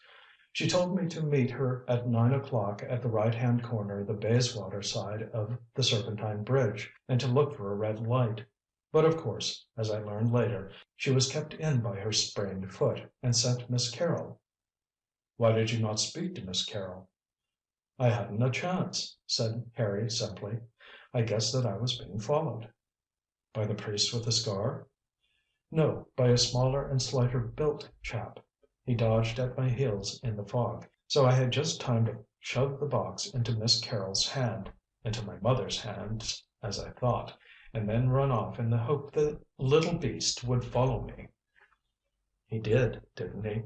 "For a time. Then I fancy his suspicions must have been aroused by the red light, and by my stopping for a moment. I lost him, or he lost me in the fog, and then, instead of returning to my lodging in Pimlico, I made for Limehouse Docks. I heard next morning of the death." "Why didn't you then come to the Home of Art?" "What was the good, sir?" remonstrated Pentreddle. "I should only have been knifed by those Japanese, and there would have been two murders instead of one. No, sir, I wasn't such a fool, as my going to the Home of Art wouldn't have brought my mother back to life. I bunked over to Amsterdam and lay low. Then I read in the papers how Miss Carrol had been robbed of the gem." Colpster nodded. "You should have returned then." "It was of no use, sir," said the sailor gloomily. "I knew that the emerald must have got back into the hands of the priests, and that they would return to Kitzuki, in Japan. I was certain, and I am now, that the big man with the scar on his cheek stabbed my mother. So I waited for the ship I told you about to go back to Japan and kill him. Then Isa wrote me and said if you saw me you could help me. But" Pentreddle looked at the emerald "it seems to me that things are more muddled up than ever. Here is the Mikado jewel, but where are the priests?" Colpster pinched his nether lip and looked perplexed. "I can't say. By the way, Theodore met you in London?" "Yes, sir, by chance, in Pimlico." "Why didn't you give him the emerald?" "Why?" Harry looked astonished. "Because it was to prevent Mr. Theodore becoming your heir that my mother took all this trouble, and so met with her death." He rose to his feet. "I'll go now, sir." The Squire rose also. "Yes, unless you prefer to stay here for the night." "No, sir. I want to get back to Hendle. I'll come and see you again if you want to hear more." "I think it will be as well. I should like you to repeat this story in the presence of my nephews. Meanwhile, good night." And the Squire, having shaken hands with the sailor, sent him away. He wished to be alone to think over things, and while doing so he put away the Mikado Jewel in the safe. 10 minutes later he returned to the drawing room. "Where is Count Akira?" "Akira was tired and went early to bed," said Basil. "I'm off too, uncle." End of Chapter 15.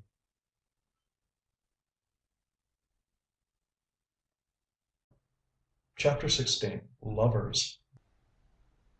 Next morning it occurred to the Squire that he had dismissed Pentreddle too abruptly, or rather, since the man wished to go, had given him leave too easily. 1,001 questions came into his mind, which he desired to ask, and which he should have put to the sailor during their hurried interview. But a recollection that Harry was stopping at Hendle, and was holding himself at the disposal of his feudal chief, modern style, reconciled him to the oversight, and he decided that the second examination would be a longer one. "I shall drive over to Hendle to day and cross examine him," thought the Squire, and completing his toilet, he descended to breakfast with an excellent appetite. At the meal he heard news, for Akira stated that he would have to return that day to London, as his chief wanted him. "But I am coming down again in a few days," said the Japanese, stealing a glance at Mara, who sat opposite him, rosy faced and interested. "In my yacht." "I didn't know you had a yacht, Akira," said Basil, with the keen interest of a sailor in his craft. "Oh, yes," replied the Count composedly. "A very good yacht, my friend. I have much money, you know, and have taken to your English ways so far as to buy a steam yacht. Later, I propose returning to my own country in her." Colpster was frankly relieved that Akira intended to leave. He did not for one moment connect him with those who were hunting, or who had been hunting, for the Mikado Jewel. But while that curious object was in the house, he preferred the Count's absence to his presence. There was no doubt that if the little man did learn how the gem had returned to its original possessors, that he would clamour for its restoration to Kitzuki. And that was not to be thought of for one moment. The Squire had not yet solved the problem as to why the jewel had been sent to him, or how the sender had known that its presence was desired at Beckleigh Hall by its master. He would have liked to question Akira, for if a priest, according to Pentreddle, had snatched the emerald from Patricia, Akira, as a Japanese, would best be able to explain that same priest's reasons for sending it to Devonshire. But it was obviously impossible to ask such a question, so Colpster contented himself with expressing regret that the Count had been compelled to cut short his stay at the Hall. "I trust when you return in your yacht, you will at least complete your interrupted visit by sleeping under my roof," said Colpster. "Thank you, no, sir," replied the Japanese politely. "I shall remain on my boat for the few days I stay here. And I hope," he added, with a comprehensive bow to all present, "that you will allow me to return your great hospitality, Mr. Colpster, by giving an entertainment on board." "An entertainment!" cried Mara, and her eyes sparkled. "Yes, a Japanese entertainment, with Japanese food and drinks and amusements, Miss Colpster. It will be a change for you, and no doubt will give you a great deal of pleasure." "It will give us all pleasure," said Patricia, smiling, for the black eyes of the little man were fixed on her face. "Then I ask you all to my entertainment. Even your servants must come, Mr. Colpster. They never see anything unusual down here, so it will amuse them to see how we Japanese live. I presume," added Akira, with an attempt at humour, "that you can allow this house to be empty for one night?" "Oh, yes," said Theodore, laughing. "There are no robbers about here." "In that case I hope my invitation will be accepted." "Certainly, Count, and thank you for the invitation," observed the Squire in a hearty manner. "On behalf of myself, my family, and my household, I accept." Akira bowed. "That is good, sir, for, as I depart for my own country after I leave this place in my yacht, I will not see you again for many a long year. I have to remain at Tokio for official business. But I have had a delightful stay here." He looked round pleasantly. "And you will see, all of you, how I can return your kindness." "But won't you be tired traveling to London today?" said Theodore quickly. The Count's piercing eyes seemed to look the questioner through and through, as if inquiring why he had asked this particular question. "I retired early last night, as you know, Mr. Dane," he said quietly, "and so I am not at all weary. Dane," he turned sideways to Basil, "you will drive me to Hendle?" "You must allow me to do that, Count," put in the Squire. "I have to go to Hendle on business today." "Thank you, sir. You show true hospitality." Basil felt uneasy, as he did not know if the guest spoke ironically or not, and resolved to test the matter. "I can come also, Akira." "Ah, but no, it is not necessary."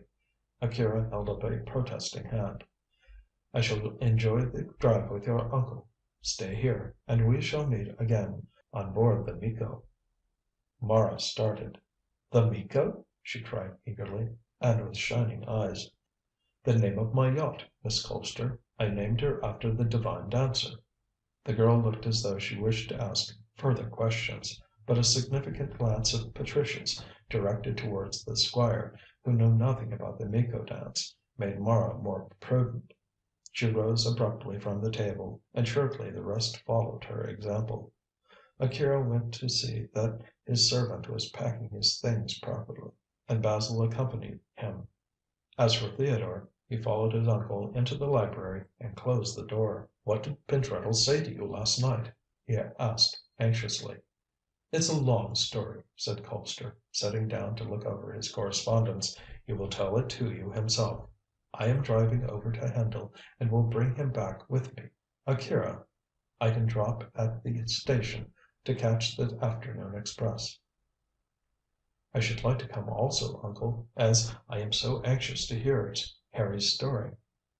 "There is no room in the brougham for you," said Colpster coldly, and showed very plainly by this unnecessary lie that he did not wish for his nephew's company.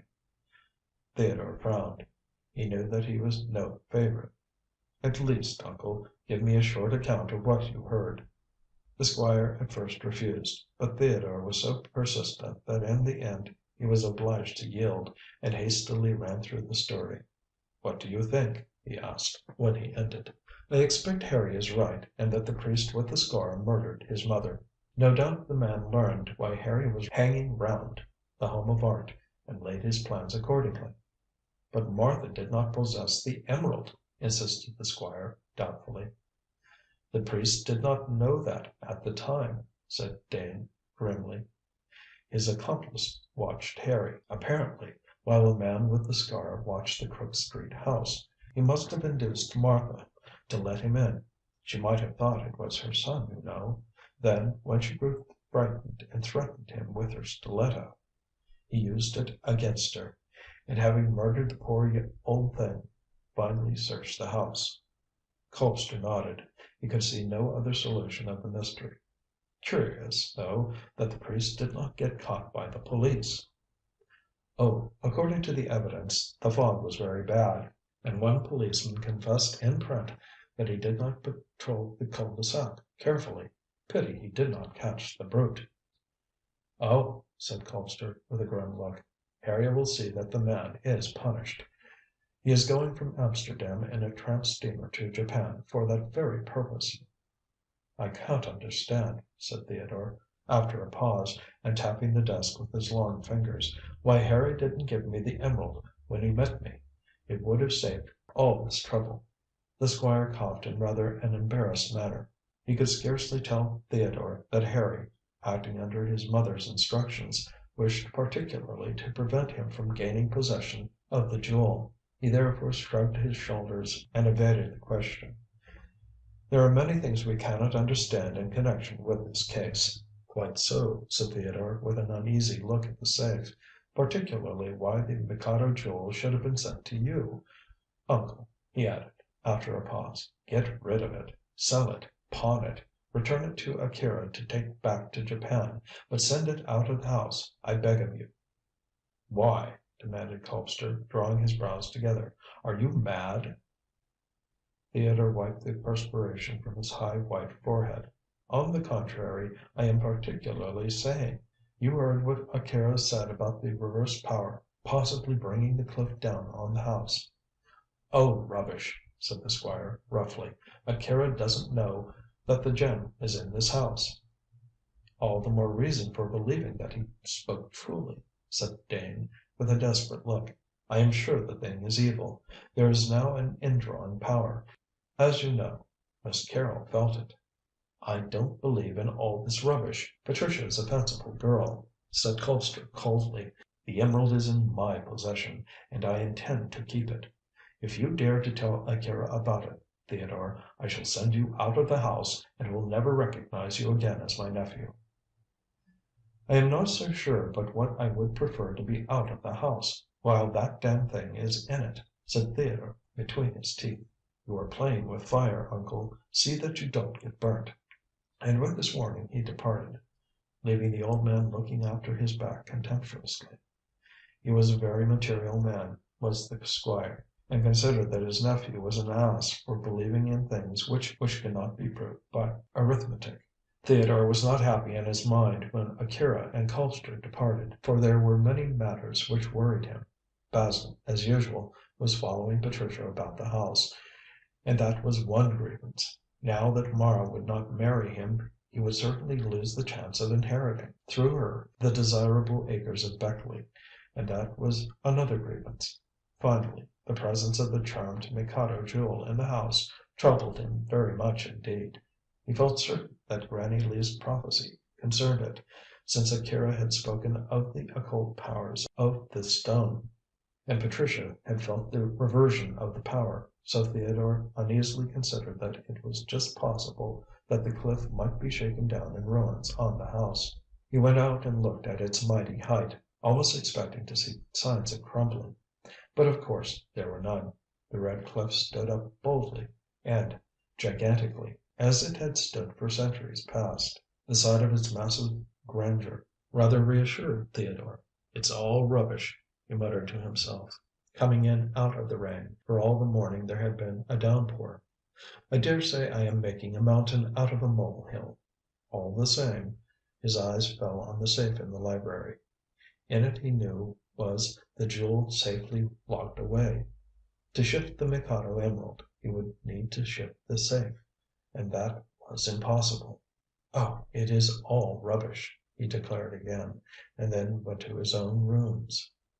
On the way he passed the library, and saw Mara lying on the cushions of the sofa stringing beads, onyx, turquoise, malachite, pink coral, and slivers of amethyst.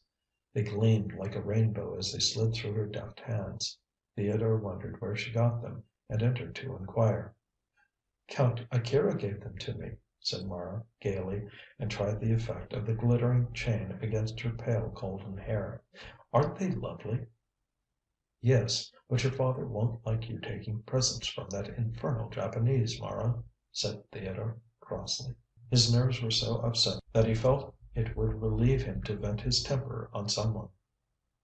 Mara sprang to her feet like a small fury, and her face grew darkly red, as her pale eyes blazed with anger. "You have no right to speak in that way of Count Akira. I love him. I don't care who hears me. I love him." She sat down again suddenly. "I wish he would take me to Japan," she ended viciously. "Mara!" Theodore was horrified. "A Japanese?" "Well, I was one ages ago," she retorted. "I don't believe it." "Yes, you do. You know too much about these occult things to disbelieve." Theodore, as a matter of fact, did believe, but he did not intend to confess as much. "You can't be sure," he snapped, furiously. "I can be sure, and I am sure," said Mara mutinously, since I danced the round of the divaneress and heard the music, it all has come back to me. I remember the Temple of Kitzuki quite well, and the ceremonies. Oh, I wish I could go back there. It is my native land." Theodore looked at her stealthily, and his eyes glittered as an idea struck him hard. "Would you go if Akira took you?" "Yes." Mara wet her lips and stared at him. "Perhaps he will take me," she said softly. "He is coming back in his yacht, you know." "If you went, your father would disown you." "I don't care." "You would lose Beckleigh." "I don't care." "You would be cut off from your own race." "I don't care." "You are a fool," shouted Theodore savagely. "I'll tell your father." Mara wreathed her many hued beads artistically round her neck, and admired herself in the mirror over the fireplace. But she also had a glimpse of her cousin's face, and spoke from what she read written thereon. "No, you won't, Theodore," she observed, coolly and meaningly. "You would be glad to see me run off with Count Akira and give up everything." "Why should I be glad?" demanded Dane, taken aback by this shrewd reading of his most secret thoughts. "Because, as you say, my father would have nothing to do with me, and you would inherit Beckleigh. I am safe in your hands." "There is no chance for me," said Theodore tartly. "Failing you, Basil would inherit." "I don't think so if he marries Patricia." "Uncle George likes Patricia." "I know that. So do we all. But I don't think he would like Basil to marry her. In fact," Mara faced him, "I believe that father would like to make Patricia my stepmother." "What?" Theodore was now really astonished. "It's absurd." "I don't see that. Father is still a young man for his years, and " "Oh, rubbish! Nonsense!" Theodore broke furiously into her speech, and fairly ran out of the room to think over the problem thus presented to him. He believed that what his cousin said was perfectly true, as Mara was an observant young person in spite of her dreamy ways. Then he remembered how Colpster always professed to admire Patricia, and did so loudly. He was always asking her if she liked the place, and what he could do for her, and telling her that he hoped she would stay there for the rest of her life. Theodore drew a long breath. "I see what the old man is up to," he considered. "As Mara won't marry either Basil or myself, he intends to marry Patricia in the hope of having an heir to the estate. That would be an end to everything. Not that I believe the girl would have him." And yet of this Theodore could not be sure, as he judged Miss Carrol by his own greedy self. Could any girl, penniless as he knew Patricia to be, resist the offer of so beautiful a home?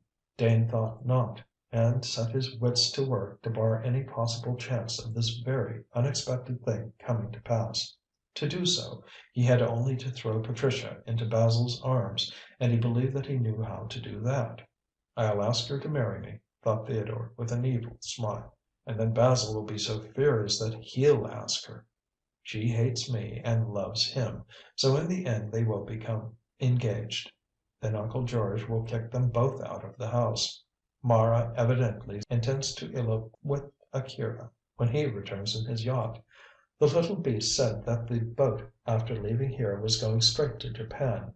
That will settle her. Ha! I shall be the only person left to console Uncle George. So he must as a reasonable man leave me the property. I can see it all." Thus arranging his plans, he went away to find Patricia and force her into Basil's arms. He was sorry to lose the girl because of her psychic powers, but as she plainly hated him, he saw that easily. There was not any chance for him. Since he could not make use of her in one way, he therefore decided to make use of her in another. Through her, Basil could be got rid of, and then Mara would ruin herself by eloping with Akira. Dane rubbed his hands with delight at the prospect thus opened out before him. He even forgot his uneasiness over the Mikado jewel, and ceased for the moment to remember the sinister prophecy of Mrs. Brenda Lee. Of course, it was necessary to act a comedy so as to accomplish his aims, and he suspected that he would suffer pain during his acting. If he insulted Patricia, which he intended to do, Basil would assuredly knock him down. But if the sailor did that he would be obliged to declare his love for Patricia, if only to prove his rights to be her champion. And what did a little pain matter to the prospective owner of Beckleigh Hall? The schemer found the pair in the smoking room, a cosy and somewhat modern apartment for the house, which was in the west wing. It possessed a large plate glass window which looked down the vista, where the trees were cut down, to the beach and the waters of the bay. Patricia, knitting a silk tie, sat on the sofa near the window, while Basil lounged in a deep armchair, smoking his pipe. The two were laughing when Theodore entered, but suddenly became serious when they saw who had disturbed them. It was strange that the elder Dane should always produce a dull impression on the gayest of people. Perhaps it was owing to the uncanny and disagreeable atmosphere which he always carried about with him. "What's the joke?" asked the newcomer, throwing himself into an armchair opposite to that in which his brother sat. "Nothing," said Basil shortly, and his brow wrinkled. "What do you want?" "To smoke a cigarette," replied Theodore, producing his case. "The room is free to all, isn't it?" "Quite free," said Patricia, colouring, for she did not like his tone. When the two brothers were together she was always apprehensive of trouble. For this reason, and because she hoped to throw oil on troubled fraternal waters, did she refrain from leaving the room. Yet Theodore's look was so insolent that she half rose to do so. "I must." "Don't go, Patricia," said the elder brother hastily. "Mr. Dane, I do not like you to call me by my Christian name," she said, and her colour grew deeper than ever. She rose to her full height now, and made ready to go. "Theodore doesn't know what he is saying," muttered Basil in a tone of suppressed rage, and his brother, looking at him mockingly, saw that his face was as crimson as that of Patricia's. "Really, I seem to be like the goddess of discord," went on the intruder, intent upon bringing about a catastrophe. "You seemed jolly enough when I entered, laughing and talking and " "We'll be jolly again when you leave," snapped Basil savagely. "I dare say, but you shan't have Miss Carrol all to yourself. No, don't go, Miss Carrol. You see that I am addressing you with all respect." He rose and slipped between her and the door as he spoke. "I want Basil to see that you like me as much as you do him." Patricia looked nervous, and her feelings were not soothed when Basil rose in his turn. "Go away, Miss Carrol," he said sternly, and the veins on his forehead stood out with rage. "I can deal with Theodore."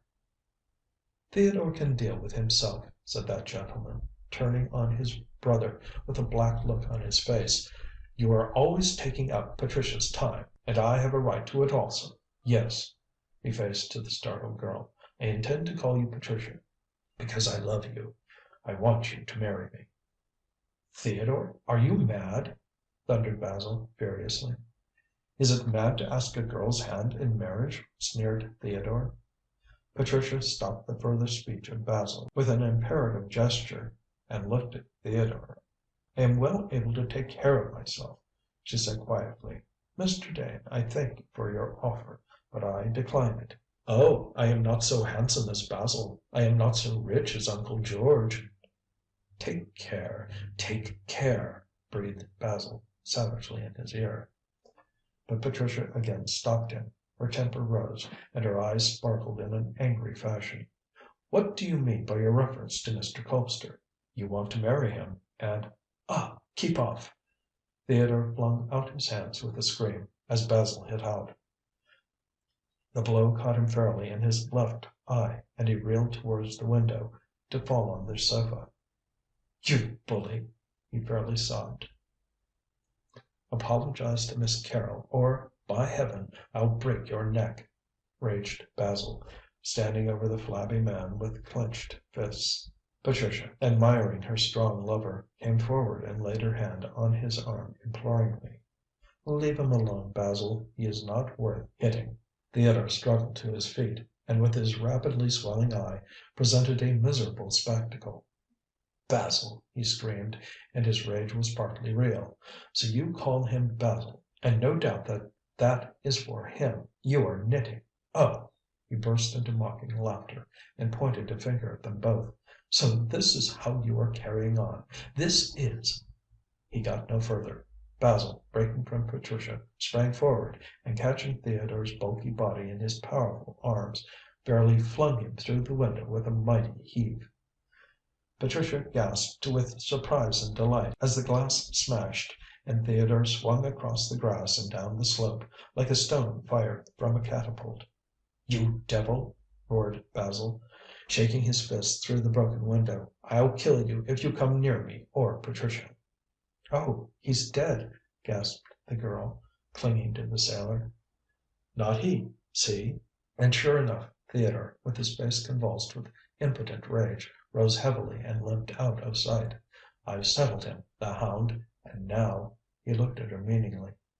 Patricia shrank back, flushing like a sunset. "Mr. Dane!" "You called me Basil just now, and you shall call me Basil for the rest of your life. You would not marry Theodore, but," he said masterfully, "you shall marry me." "Yes," whispered Patricia, yielding to his embrace. "I always loved you." "My darling, my darling, my darling!" cried the delighted sailor. Straining her to his breast, Theodore meant to part us, but he only succeeded in bringing us together, and he kissed her again and again. He little knew how Theodore had schemed to bring about that very kiss.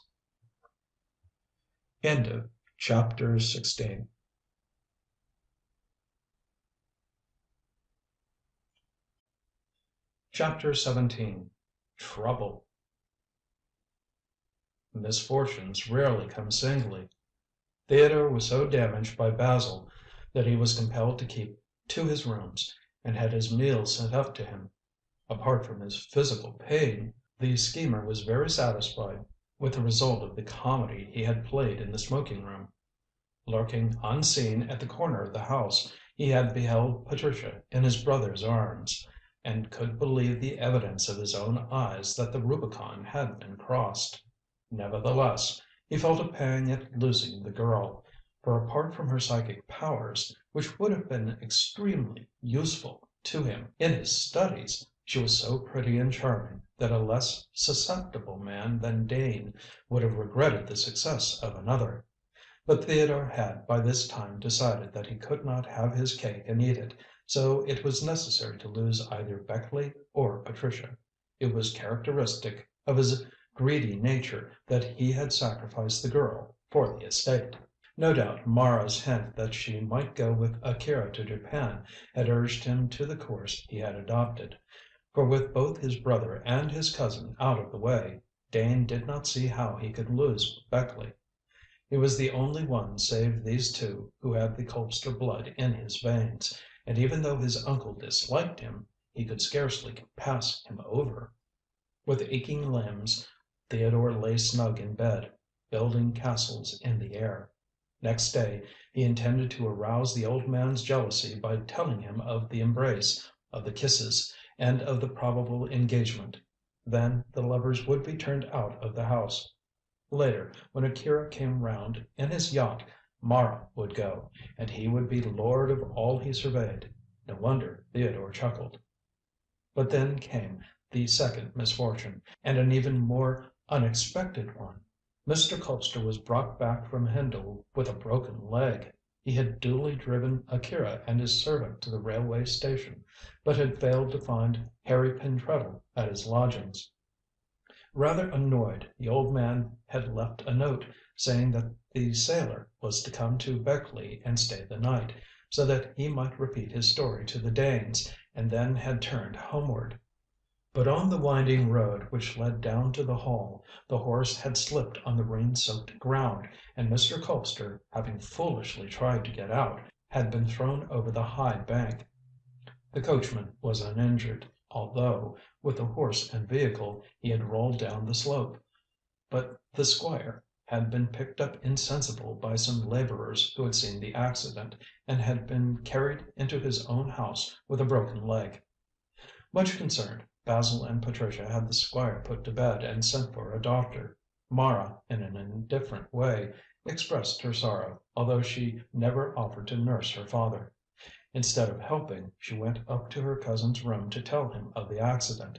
Not finding him in the sitting room, she knocked at his bedroom door, and stood amazed to find that he, as she supposed, had gone to rest. "Are you ill, Theo?" she asked, crossing to the bed. Theodore groaned. "I had a row with Basil, and he threw me out of the window." Mara clapped her hands and her eyes sparkled. "How strong he is!" she said, which was not the sympathetic speech Theodore desired to hear. "Why did he fight you, Theo?" "I asked Patricia to marry me, and Basil cut up rough." "No wonder," said Mara disdainfully. "Why, any fool could have seen that Basil is in love with Patricia. He won't let any one come near her. Ah!" She clapped her hands again and laughed gaily. "I should have liked to see you flying through the window." "Little beast you are," snarled Theodore. "I'm all aches and pains, and my eye is black where he struck me. Damn him!" "Would you like to see the doctor?" "No, it's not worth sending to Hendle for the doctor. Besides, he'd only chatter. I know these local gossips." "But the doctor is coming here. You had better let him examine you, Theo." Theodore, from the shadow of the curtains, stared at the delicate face of his cousin. "Why is the doctor coming?" "Oh, I quite forgot what I came up to tell you about," said Mara in a matter-of-fact tone. "Father has broken his leg." "Broken his leg?" With a groan of pain, Theodore hoisted himself on one elbow. "How did he do that?" "The horse slipped coming down the winding road. Jarvis could not hold him up, and they all fell over the bank. Father tried to get out, and broke his leg. But Jarvis and the horse are all right," ended Mara cheerfully. "I don't believe you are sorry," said Theodore, angered at her indifference. "I don't see what is the use of crying over spilt milk," replied the girl calmly. "If I cried my eyes out and tore my hair, it would do father no good." "You might at least pretend to be sorry for him," growled Dane, sinking back. "Well, I am. It's horrid to suffer pain. I'll tell him I'm sorry." "If you tell him in that voice he'll box your ears," said Theodore grimly. "You don't display much sorrow for me, young lady." "Because I don't feel any," said Mara coolly. "You brought it on yourself, for I told you that Basil loved Patricia. Besides, I don't like you."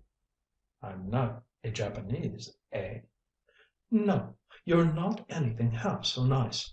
Would you like Basil to come and see you?" she added maliciously. "I'm afraid Patricia can't, as she's attending to father." "Oh, get out of the room and tell the cook to send up my dinner to me, here, as soon as she can. When I'm up again I'll tell Uncle George everything." "What do you mean?" "I shall tell him that Basil and that infernal girl are engaged, and he'll give her notice to quit. And I shall tell him that you intend to run away with that beastly little Japanese." "Oh, I haven't made up my mind what to do," said Mara, retreating to the door. "And if I decide to go with Akira, I shall do so, in spite of father or any one else. But you won't tell, Theo. You're only too glad for me to go. You look like a great toad lying in bed." Theodore caught up one of his slippers. "Will you clear out?" "Mum, mum, mum," jeered Mara with an elfish laugh. "You can't do anything, and even if I do go, even if Basil does marry Patricia, you won't get Beckleigh. Mum, mum, mum," and she closed the door just in time to escape the slipper which Theodore threw with all his strength. The doctor duly arrived and put the squire's leg in splints. The old man had recovered his senses, and considering his pain, behaved himself very well. The doctor approved of his patient's fine constitution and cheerfully said that he would soon be on his legs again. "You're not dead yet, sir," he remarked, when Colpster had been made comfortable for the night. "I don't intend to die," said the squire coolly. "Quite other plans are in my mind. But while I lie here I shan't have anything disturbed in my house. Patricia, remember that. Should Akira's yacht arrive, you and Mara and Basil together with Theodore and the servants, can go to his entertainment." "Oh, we couldn't leave you like that, Mr. Colpster," said Patricia quickly. "You can and you shall. I hate a lot of fuss." And then the doctor took Patricia out of the room to explain that the patient must be kept very quiet, else he would work himself into a fever. "Humour him, Miss Carrol, humour him," said the doctor, as he took his leave. "Tomorrow I shall come over and see him. Don't worry." But Patricia did worry, not so much over the Squire, who was getting along fairly well considering his age, as over the fracas with Theodore. She dreaded lest he might speak to the Squire. "And then I should have to leave," said Patricia, much distressed. "I don't see why, dearest," replied Basil, twining his brown fingers in her hair and wondering if God had ever created a more perfect woman. The two were seated as usual in the smoking room, deeming that the safest place, since the quarrel had carefully avoided entering it. It was now 3 days since the accident, and since Basil had been driven to disclose his feelings. They had the house to themselves almost entirely, for Mara rarely troubled them. Theodore, although he had risen from his sick bed with a more or less discoloured eye, kept to his own rooms, and did not even present himself at meals. He cherished a deep anger against Basil, and was sullen with Patricia as the original cause of his humiliation. The elder Dane had not a forgiving nature, nor, indeed, did his brother feel inclined to welcome any advances. He was too much disgusted with Theodore to pardon him readily. "I don't see why, dearest," said Basil again, and slipped his arm round Patricia's waist. "Uncle George can't kill us." "He could turn me out of the house, and I have nowhere to go." "There is no reason why he should turn you out. He loves you like a daughter. I'm certain of that." Patricia sighed. "You are wrong, Basil. He loves me, certainly, but not like a daughter." "What?" Basil scowled with a brow of thunder. "Does he dare to—" "He dares nothing," interposed Patricia hurriedly, and placed her pink palm over his mouth to prevent further speech. "But I am certain that he wants to marry me." "At his age! Ridiculous!" "Why ridiculous? Older men than the Squire have married." Basil's arm grew loose round her waist. "Do you admire him, then?" "Of course. I both admire him and love him. Look how good he has been to me. I hadn't a shilling when he took me from the Home of Art." "Patricia, do you mean to say—" She stopped him again, and this time his mouth was closed with a kiss. "I mean to say that you are a dear old stupid thing, darling. I can't help myself if your uncle admires me. It shows his good taste. All the same, I'm going to marry you, my dear, but we'll both be turned out of the house. I'm sure of that." Basil hugged her again. "I knew you would never marry for money, dearest," he whispered. "And if we are turned out we can live on my pay. I have to join the Mediterranean fleet when my leave is up, in a couple of months from now. My ship will be always at Malta, always calling in there, you know. We'll get a tiny flat, and you shall stay there when we're married." "Oh, darling, that will be heaven." "It will be poverty," said Basil ruefully. "Not what you're used to." "My dear," she put her arm round his neck and looked into his hazel eyes, "what nonsense you talk!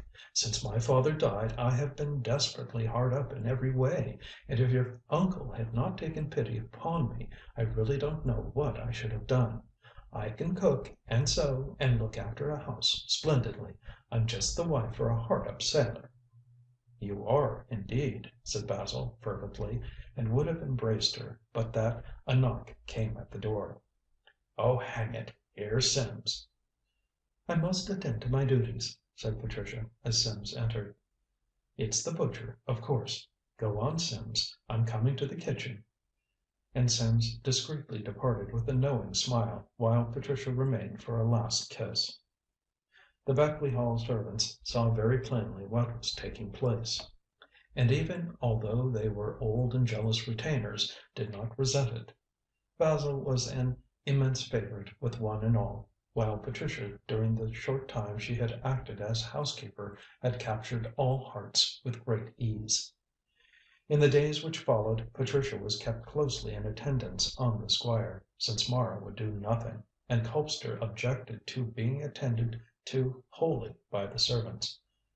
She became rather pale and thin, which only made her the more adorable in Basil's eyes, and unfortunately in the eyes of her patient also. The Squire had made up his mind to ask Patricia to be his wife, notwithstanding the difference in their ages.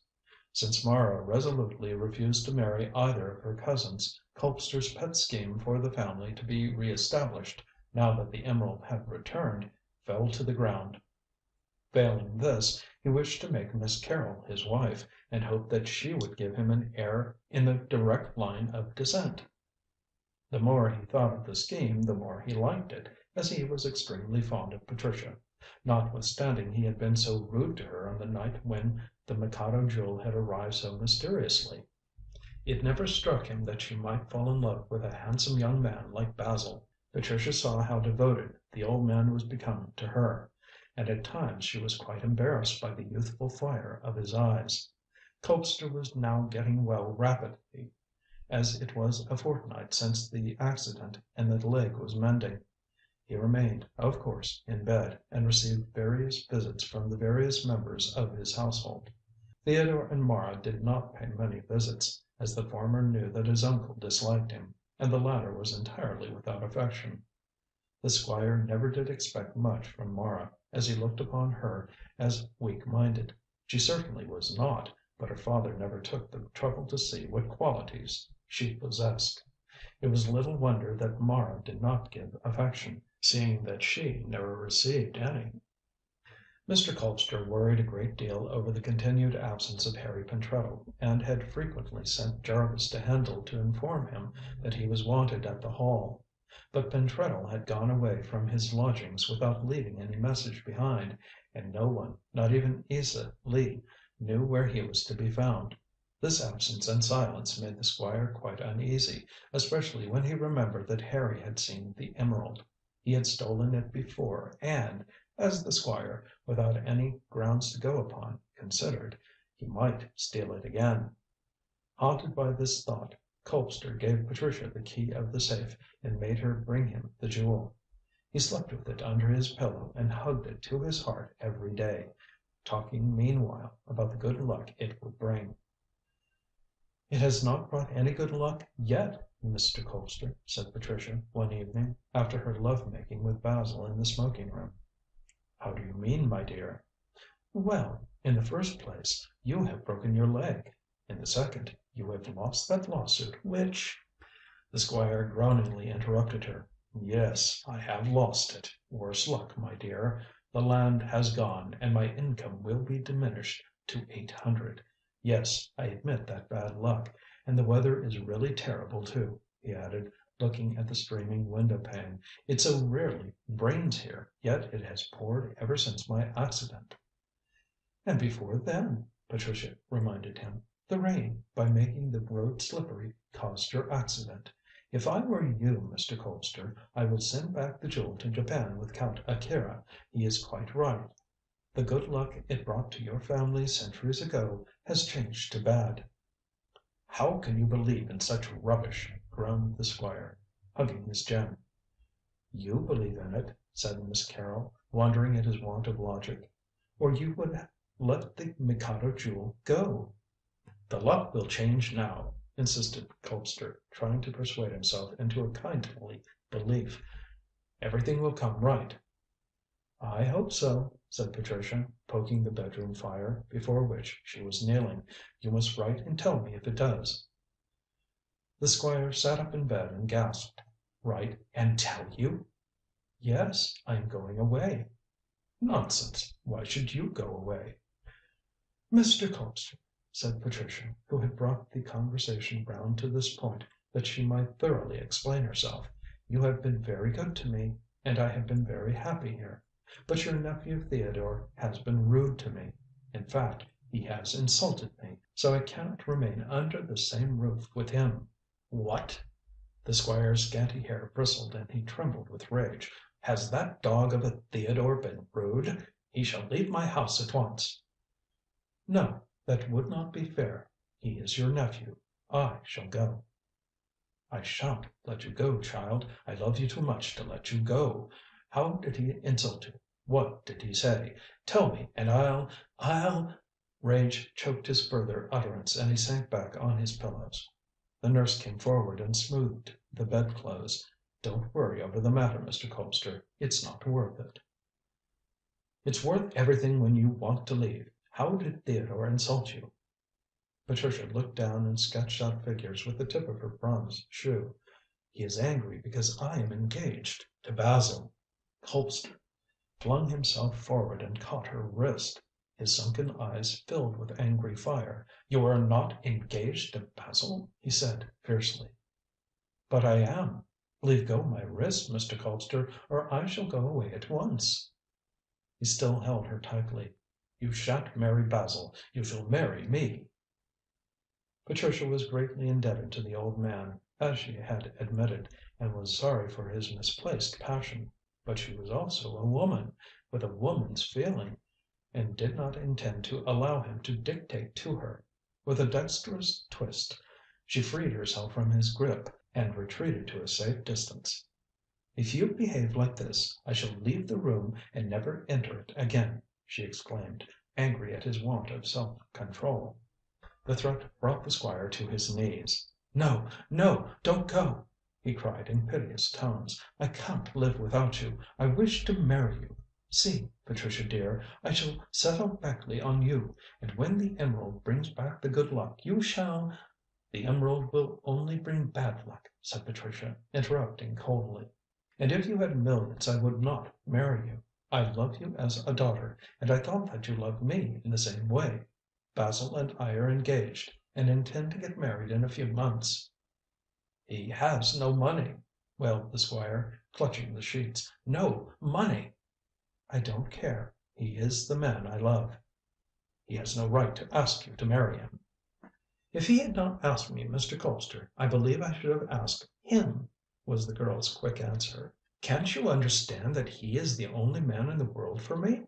If you don't, then the sooner I leave this house the better. You have no right to dictate to me, and I won't allow it." "I'll cut Basil out of my will. I shall leave the property to Theodore." "That is a matter for your own consideration," said Patricia coldly. "Now it's time for your beef tea, and I must go and get it." "I shan't take it," cried the Squire childishly. "Mr. Colpster, for a man of your years, you are very silly." "My years! My years! You reproach me with those?" "I reproach you with nothing," said Miss Carrol, tired of the futile argument. "Can't you see that if you go on like this I must leave?" "No, don't," he implored, with wild eyes. "I'll be good." "Very well," she said in a matter-of-fact tone. "Now I shall get your beef tea." And for that purpose she left the room. Left alone, Mr. Colpster whimpered a little. He was old, he was sick, and he was very sorry for himself. He had sought to woo a girl who was young enough to be his daughter, and his wooing had taken the fashion of trying to bribe her with house and land and money. To this insult she had retorted by showing him the mother that is hidden in every woman, married or unmarried. He felt like a naughty boy who had been put in the corner, and at his age he did not like the new experience. He could have kicked himself for having gone on his knees to be whipped, for that was what it amounted to. In the darkness, it was evening, and there was no light in the big bedroom save that of the fire. He flushed and burned with shame. How, indeed, could she, having found her mate in a young man of her own age, beautiful and ardent as she was, be expected to accept his Philistine offer of beeves and land? The Squire, with all his oddities, was a gentleman, and as he came from a brave race, he was a man.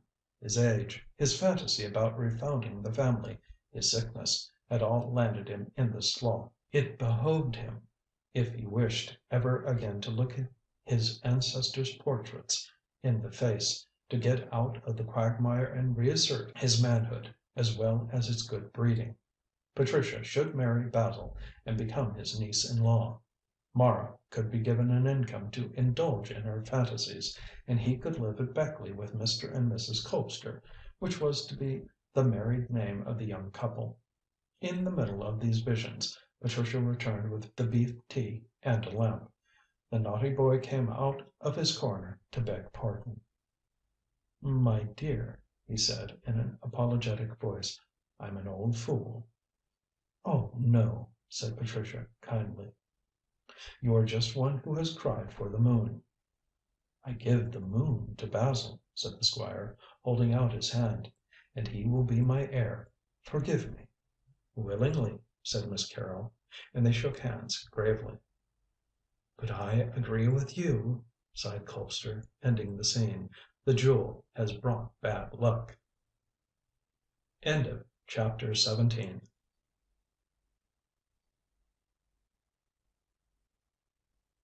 Chapter 18. Pleasure. Count Akira did not return so soon to Beckleigh as he had promised, for he wrote that official business still detained him in London. But during the third week after his departure his yacht, the Mikado, steamed into the fairy bay and cast anchor a quarter of a mile off shore. It was Basil who espied her first immediately after breakfast, and he ran up a flag on the pole erected on the lawn. The Mikado dipped her ensign in reply, and shortly a boat put off, which doubtless was bringing Akira on his return visit. Basil walked down to the beach to meet him. There was a tiny pier on the right of the beach which ran into deep water, and the boat made for this. Basil, with his hands in his pockets, stared at the yacht. She was a graceful boat of some 2,000 tons, and her hull was painted white, while her one funnel was darkly blue. The chrysanthemum flag of Japan streamed from one of her mastheads, and she looked a singularly beautiful object as she rocked on the blue waters of the bay. Basil judged from her lines that she was swift, but he had little time to take in much, as the boat which approached at a furious pace was a small steam launch. She came alongside the pier in a few minutes. "And how is my good friend Dane?" asked Akira, hoisting himself up like a monkey and removing his cap. "You see, I am here as promised." They shook hands, and Basil thought that Akira looked very workmanlike in his smart blue yachting dress. A wiry, brown, lithe little man was the Japanese, keen-eyed and alert. The most casual observer could see that, if necessary, he could make himself very disagreeable. "I am glad to see you again, Akira," said Basil. "Come up to the house." The Count gave a few directions to the officer in charge of the launch, and then placed himself at his friend's disposal. "All are well in your family, I hope?" he remarked, as they strolled up through the woods. "My uncle has broken his leg, I regret to say." "Indeed!" Akira looked shocked. "I am very sorry. How did it happen?" Basil gave him a hasty description of the accident. "In fact, Akira," he added with a puzzled look, "since you went away everything has gone wrong." "What do you mean?" asked the Japanese quietly, and his face became entirely devoid of emotion. "What I say. My uncle broke his leg and has lost a lawsuit, which he hoped to gain. Theodore and I have quarrelled, and the house is as dull as tombs." "I hope Miss Carrol is not dull," observed Akira politely. Dane turned swiftly to observe the expression of the little man's face. He had said more than he meant to say on the impulse of the moment, and now that he had said so much he deliberately said more. Apparently Akira, who was very sharp, had noted during his visit symptoms of love making. It was just as well to let him know how matters stood, for, after all, the Japanese was not a bad little fellow. "Miss Carrol is engaged to marry me," said Basil, drawing a deep breath. "I congratulate you, but I am not surprised. I saw much when I was here on my visit." He paused, then went on shrewdly. "I do not wonder that you have had a quarrel with your brother." "Never mind that, Akira," said Basil hastily. "I really did not intend to tell you that. It slipped out." Akira nodded. "You must permit me to send you and Miss Carrol a present from my own country. when I reach it," he remarked, changing the subject. "It is very good of you. I am sure Miss Carrol will be delighted. When do you sail for the East?" "Tomorrow. I have secured an excellent appointment at Tokio." "It is very good of you to anchor here and delay your journey," said Basil cordially, and Akira gave a little laugh as the young man spoke. "Oh, I had a reason," he said coolly. "I never do anything without a reason, Dane. I shall tell my reason to Mr. Colpster, if he is to be seen." "Oh, yes, he is out of bed, although he has not yet left his room. The leg is mending splendidly, and he lies mostly on the sofa in his bedroom. I am sure he will be delighted to see you." "And Miss Mara, will she be delighted?" Basil again gave a side glance, but was far from suspecting why the remark had been made. "Don't you make her dance any more," said Dane nervously. "No, I promise you that I won't do that," answered Akira, his face again becoming so unemotional that Basil could not tell what he was thinking about. "But you have not answered my question." "Here is Mara to answer for herself," said Dane, and he spoke truly, for as they advanced towards the front door of the house, it opened suddenly, and Mara flew out with sparkling eyes. "Count Akira, I am so glad to see you again. Is that your boat? What a nice boat she is! When did you arrive, and what are—" "Mara, Mara, Mara," remonstrated Basil, laughing. "How can the man answer so many questions all at once?" "I would need Gargantua's mouth, as your Shakespeare says," observed Akira with a quiet smile, and his eyes also sparkled at the sight of the girl. "Come inside, Akira, and I will tell Miss Carrol," said Dane hospitably. He stepped into the house, but Akira did not follow immediately. He lingered behind with Mara, and after a glance at the many windows of the house, he gave her hand a friendly shake. But his words were warmer than his gesture, for they were meant for Mara's private ear, while the handshake was for the benefit of any onlooker. "I have come, you see. You are glad?" And his black eyes looked volumes. Mara nodded, and from being a pale lily became a dewy rose. "Of course. Did I not promise to love you for 7 lives?" "Your father will not understand that," said Akira dryly. Mara started. "Will you tell him?" she asked anxiously. The Count bowed stiffly. "I am a Japanese gentleman," he said in cool and high bred tones, "and so I can do nothing against my honour. I cannot take you with me unless your father consents." "But he will not?" breathed Mara, becoming pale with emotion. "He will. Already this morning he has received a long letter from me, which I sent from London. It explains how I love you, and asks for your hand." "But you are not of my religion," whispered Mara, distressed. "He may object to that." "I think not, as your father, from what I see, is of no particular religion himself. I have a special license in my pocket. We can be married to day in your own church and by your own priest. When we reach Japan, we can be married according to Shinto rites." "But your family?" "I have my uncle in London. On hearing all about you, he has agreed. There will be no trouble with my family."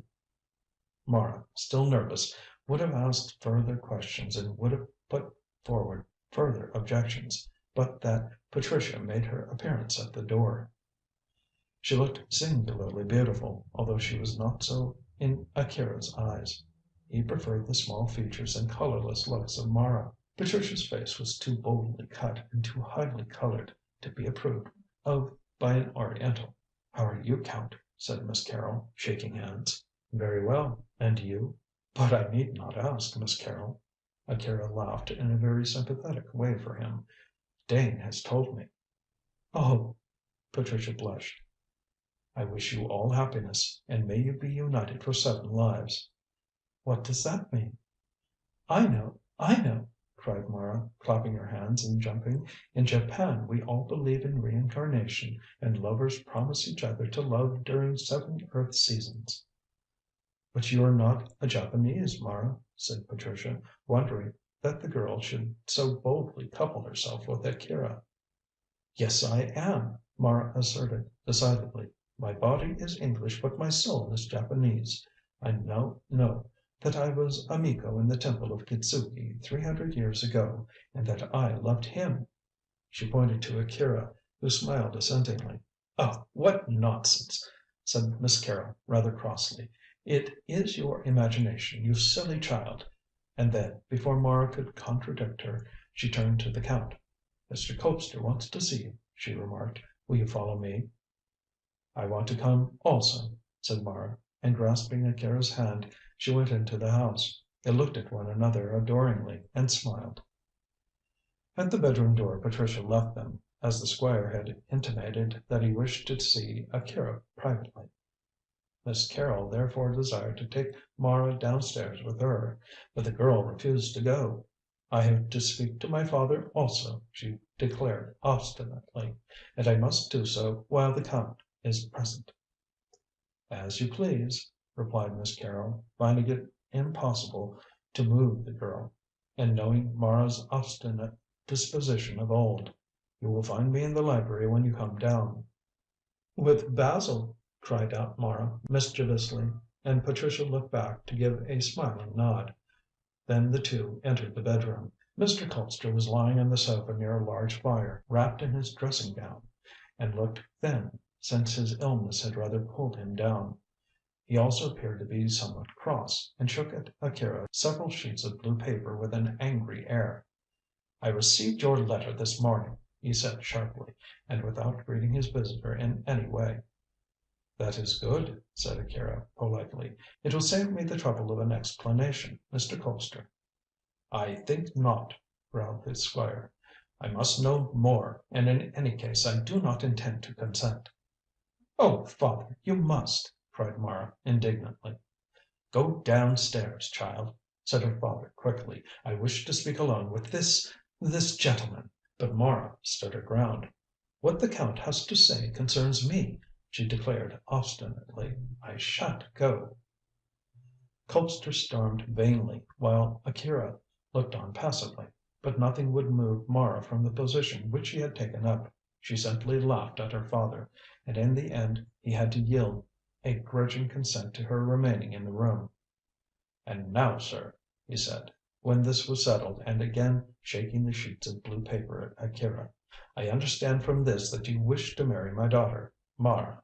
Of course, it is quite impossible." "Why?" asked Akira calmly, and holding Mara's hand. "Because you are not an Englishman," spluttered the Squire. "If I was a Frenchman or a German, you would not object," retorted the Count coolly. "Why not say that it is because I am not a European?" "Very good, then. I say it. You are of the yellow race, and Mara is of the white. Marriage between you is ridiculous." "I don't think so, sir." Mara looked at her father disdainfully. "I don't know why you talk so," she said with a shrug. "I intend to marry Count Akira to day, and go away with him to morrow to Japan in our yacht." "Our yacht, indeed!" echoed the Squire angrily, and then stared at the pale, obstinate face of his daughter, framed in a nimbus of feathery golden hair. "Oh, you are a minx! You never loved me." "I can't help that," said Mara doggedly. "I never loved any one until I met with the Count. I couldn't understand myself until I danced that night in the drawing room, danced the Miko Kagura." "What is that? What is she talking about?" Colpster turned to Akira. The Count explained politely. "When I came here, sir, I noticed that Miss Colpster was greatly interested in what I had to say about my own country. And often when I told her of things, she said that she remembered them. How could that be when she has never been out of England?" "That is what puzzled me, until I, one night, by way of an experiment and to convince myself, placed on the fire some incense used in the temple of Kitzuki, and played on a flute the music of the Miko Kagura, which is a holy dance. Miss Colpster rose and performed it perfectly. Then all the past came back to her, as she told me later." "What past?" demanded the Squire, much bewildered. "The past of her life in Japan, 300 years ago." "Oh, that is rubbish!" "It is true," cried Mara in a thrilling voice, and raised her arms. "I was a Miko of the Kitzuki Temple 300 years ago. That is why I remembered about the emerald. when Theodore sent me into a trance. And for the same reason I could describe the shrine. I loved the Count then, when we wore other bodies, and I promised to love him for 7 lives. This time I have been born in England, but he has come for me here, and I am going with him to my native land." "Oh, you are quite mad," said Colpster furiously. "Mad or sane, let me marry her, Mr. Colpster," pleaded Akira. "From my letter you can see that I am going to occupy an excellent official position at Tokio, and that I am of very high rank in Japan, besides being wealthy. I love your daughter because I truly believe, strange as it may seem to you, that we loved 300 years ago. I have a special license in my pocket, and if you consent, we can go to your church this day and get married according to your religion. When we reach Japan we shall be married according to mine. Do you consent?" "No, it's ridiculous. You have only known Mara a few weeks." "I have loved her for 300 years," insisted Akira, smiling. "I don't believe in that rubbish." Mara seized her lover's hand. "I am tired of all this," she said in her old fashion. "Why can't you leave me alone? I marry the Count." Colpster saw that, whether he gave his consent or not, she would certainly do so. And, after all, as he asked himself, what did it matter? Mara had never displayed any affection for any single person, since she had always lived in a dream world of her own. Now that he had decided to leave the property to Basil and Patricia on condition that they assumed the name of Colpster, Mara was unnecessary. Finally, it was certain that she would be happier in Japan than in England, since there was evidently no future for her in the West. The Squire did not believe in reincarnation. All the same, he admitted that Mara's many oddities suggested that she was a soul born out of time and place. But that his daughter should marry one of the yellow race offended the old man's pride. He was just about to open his mouth and refuse permission again, when Akira spoke blandly.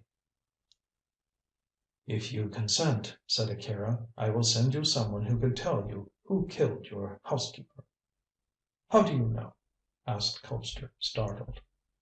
"I have been making inquiries in town. Consent, and you shall know all." "And consent," said Mara, stepping up to her father and bending to whisper in his ear, "or I shall tell the Count that you have the emerald." Colpster turned white. "How do you know?" he whispered back. "I saw you slip it under your pillow one day. It is there now. If you don't let me marry the Count, he shall take it from you now." The Squire breathed heavily and dark circles appeared under his sunken eyes as Mara stepped back to stand beside her lover. He knew that his daughter did not love him, or any one else, but he had never believed she would have spoken as she had done. Undoubtedly the theory of reincarnation was a correct one. She was an Eastern soul in a Western body. "I consent to the marriage," he said in cold, dry, hard tones. "You could go to the church on the moor and get the affair settled. I cannot come myself, but Basil and Patricia can go with you. Mara, you had better tell your maid to pack your clothes, since you leave to morrow." "Everything is already packed," said Mara, turning at the door and looking cool and white and more shadowy than ever. "I shall come and say good bye." "No, don't," shouted the Squire, as she went out. "You go also, Akira." The Count smiled blandly and walked to the door. "I shall keep my promise, sir, and tonight you will receive one who will be able to tell you the whole truth of what has puzzled you for so long." When Akira disappeared, the Squire tore up the blue letter and threw the pieces into the fire. He had done with Mara. She was no longer any daughter of his. And indeed she never had been. Always cold, always indifferent, a very shadow of what a daughter should have been. He was well rid of her, this traitress, who would have surrendered the emerald. Colpster felt under his sofa pillow and pulled out the gem. It was wrapped in paper, and he unfolded this to gaze at it. A knock at the door made him hastily smuggle it away again. Basil entered immediately and looked worried. "Is it true, uncle, that Akira and Mara are to be married?" he asked abruptly. Quite true. Akira has brought down a special license. Go with Patricia and see that all is ship shape." "But, Uncle George, surely you don't want Mara to marry a Japanese?" "What does it matter? Whether I give my consent or not, Mara will do what she wants to do. There is some rubbish about reincarnation between them, about loving for 7 lives, or for 300 years. I don't understand these things, but what I do understand," cried Colpster with cold fury, raising himself on his elbow, "is that Mara does not love me, and that I intend to cut her out of my will. Send Jarvis to Hendle, and tell Curtis the lawyer to come over at once. You will have the property, Basil, and then can marry Patricia. Theodore can go away.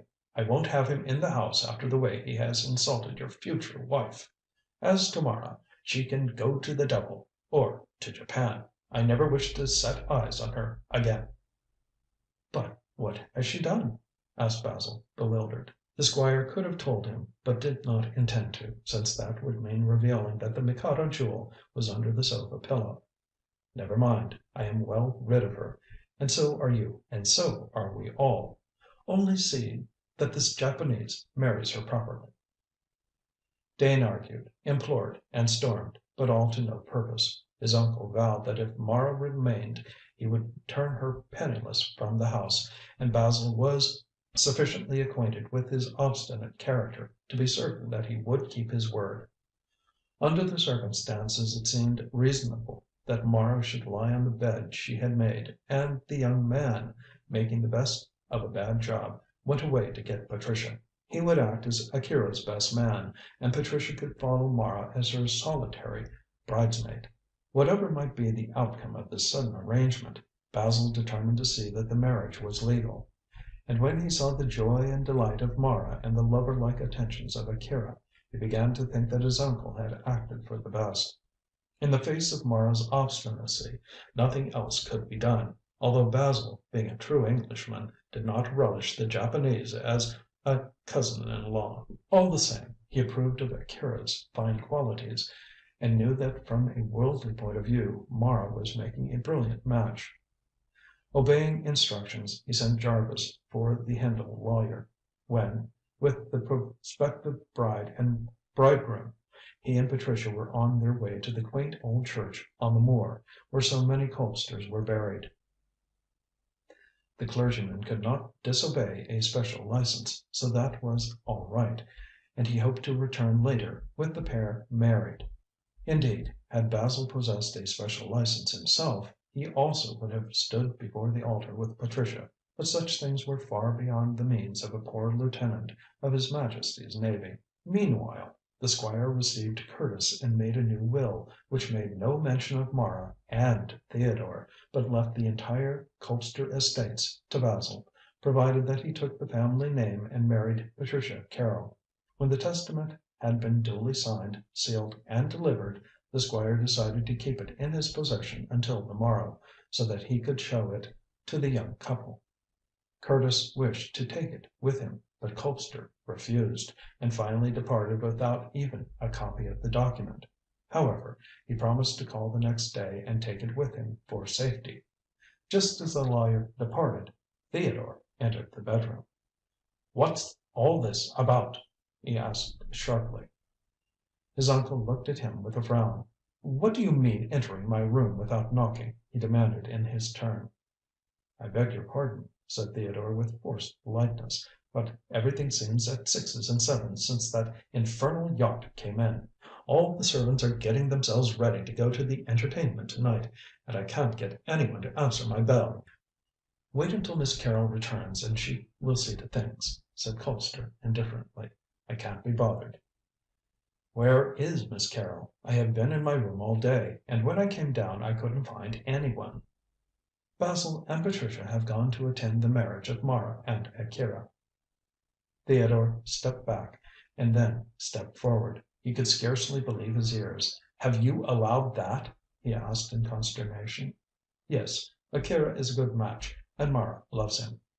"But he's a Japanese." "What does that matter?" "I don't believe in marriages between members of different races." Colpster looked at him cynically. "What the devil does it matter what you believe? I agreed to the marriage for two, or rather for three reasons. In the first place, Mara would have married in any case had I not consented. In the second, she threatened, if I did not agree, to tell Akira about the emerald, which he would then have taken from me. In the third place, Akira said that if I agreed, he would send someone to night to tell me all about the murder of Martha and reveal the name of the person who did it." "It was a priest with a scar on his cheek who did it," said Theodore in vigorous tones. "Will he, Akira that is, send him?" "I don't know. Don't bother me," said the Squire, turning over on his pillows. "I'll see him when you are all out of the house." "I'm not going to that infernal entertainment," said Theodore snappishly, "as I don't approve of Mara marrying that yellow man. I shall stay here and listen to what this emissary of Akira's has to say." "Oh, do what you like. Do what you like. Only don't bother me," said Colpster again, and very sharply. "Clear out, please." "All right." Theodore went towards the door. "Only I want to say one thing. Curtis has been here. Have you cut Mara out of your will?" "Yes, although it is no business of yours. When she marries Akira she will have plenty of money." "Well then, I suppose," said Theodore, shooting his arrow, "you know that Patricia and Basil are engaged?" "Yes, I am aware of that, and I wish them joy." "Aren't you angry, uncle?" Theodore was astounded. "No, why should I be? I like Patricia." "I fancy you loved her and wished to marry her." Colpster rolled over and glared fiercely. He was annoyed that his secret should have been discovered by Theodore, of all people, since he hated him so ardently. "I never did wish to marry Patricia," he said furiously, and telling a smooth lie. "I look upon her as a daughter. I have always looked upon her as a daughter. When Basil told me that she had consented to be his wife, I was delighted. I am delighted." "Ugh!" growled Theodore, wincing and thrusting his hands deep into his pockets. "So you brought Curtis over to alter your will?" "Yes, I have left everything to Basil and Patricia." "What about me?" Theodore by this time was ghastly pale. "Oh, you can go to the devil," said his uncle carelessly. "You insulted Miss Carrol, so I pay you out. The will cutting you off is here." He patted his pocket. Before Theodore could express the rage which consumed him, there came the sound of advancing feet and the laughter of happy people. The door was suddenly thrown open by Basil, and Patricia entered, followed by the bridegroom and the bride, arm in arm, English fashion. "Allow me," said Patricia gaily, and in a ringing voice, "to present to you Mr. Colpster, the Count and Countess Akira."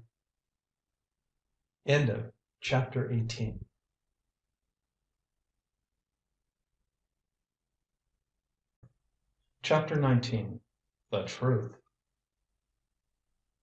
With the early darkness of February came a spectacle to delight and astonish the home-staying folk of Beckleigh. Suddenly, at 8 o'clock, when the entire household were gathered on the beach for transport in the launch to the yacht, the Mikado became outlined in coloured fire. Radiant and weird against the gloom in red and blue and yellow and green, she flashed into being like a spectral Flying Dutchman. Never before had such a sight been seen in that quiet Devonshire bay, and loudly sounded the amazed voices of the servants, praising the gorgeous illumination.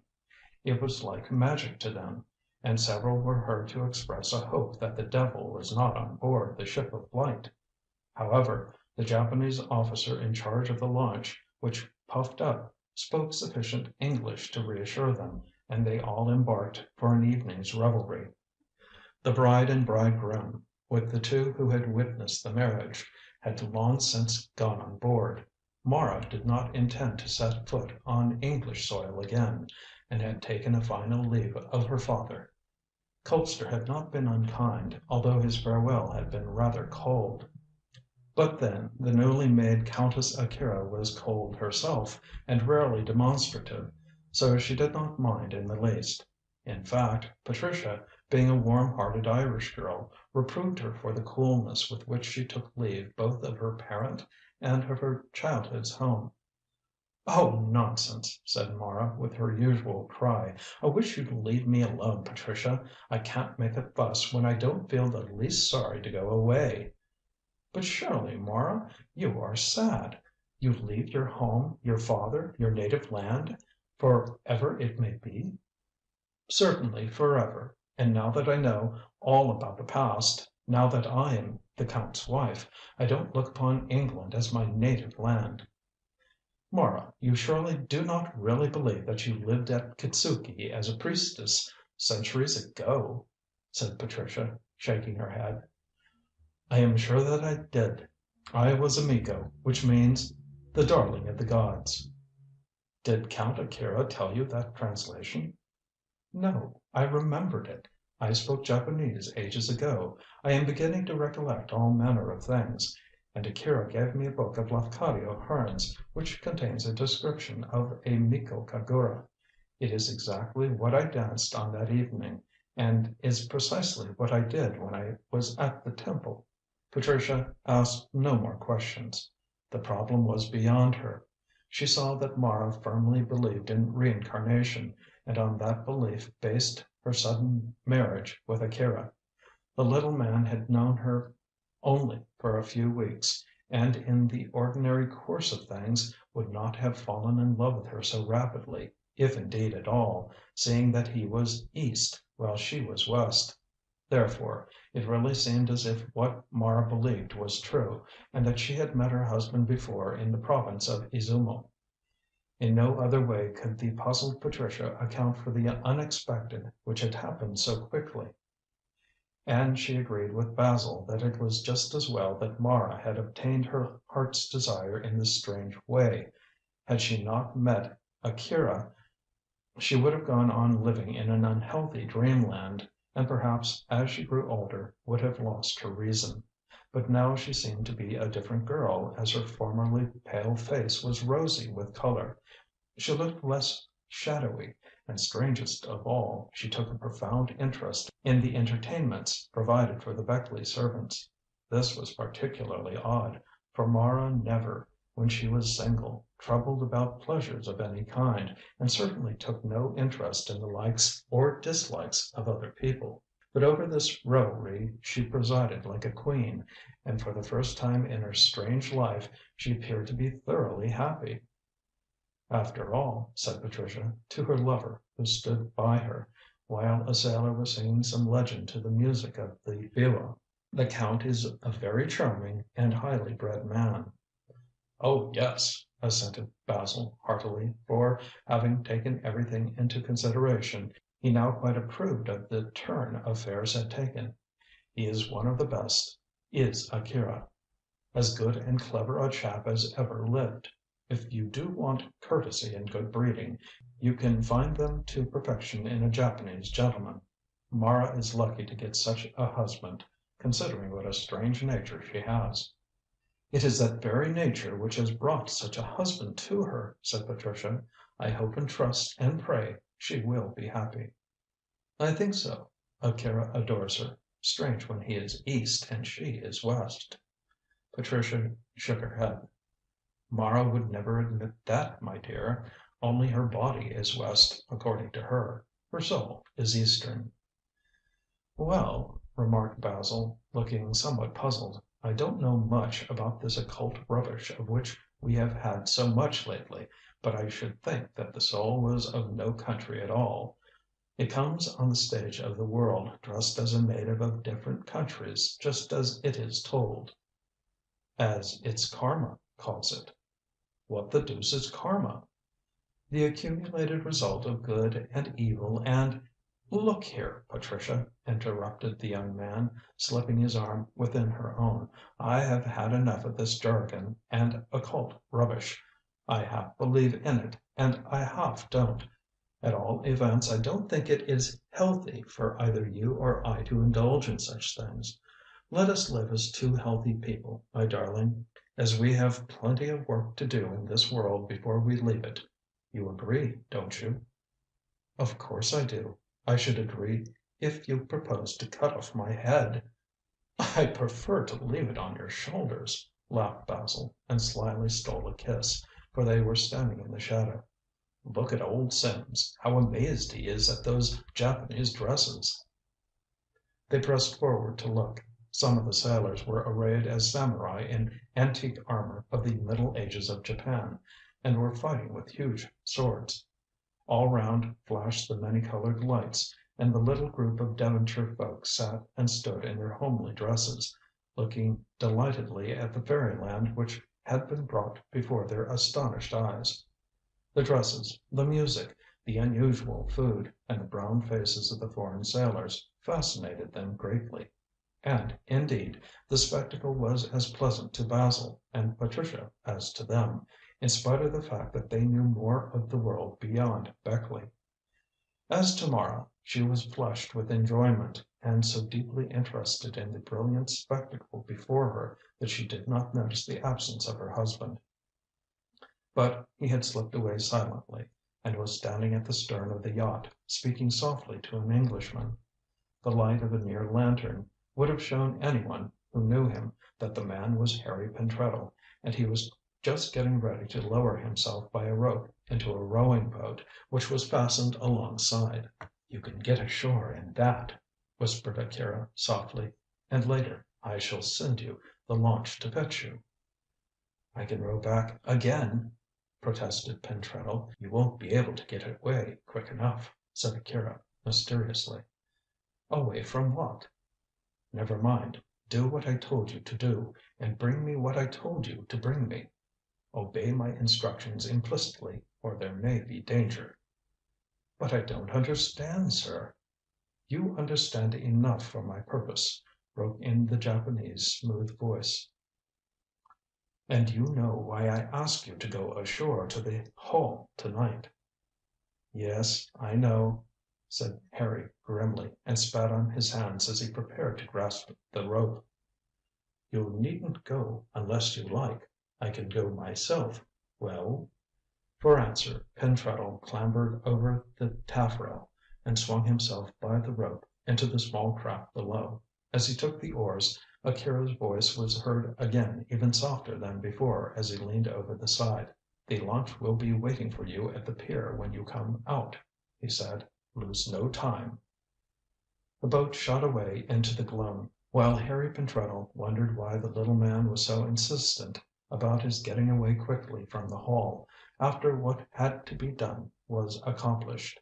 However, the sailor, being aware of certain facts, was prepared to obey implicitly, and rowed hard to reach the land. There was no time to be lost, as the entertainment would not last forever, and it was necessary that Harry should come back to the Mikado before those on board returned to Beckleigh Hall. It was a calm night, but cloudy and threatening. The rain of the last few weeks had stopped, and fine weather prevailed. But no stars were visible, and the moon was veiled heavily.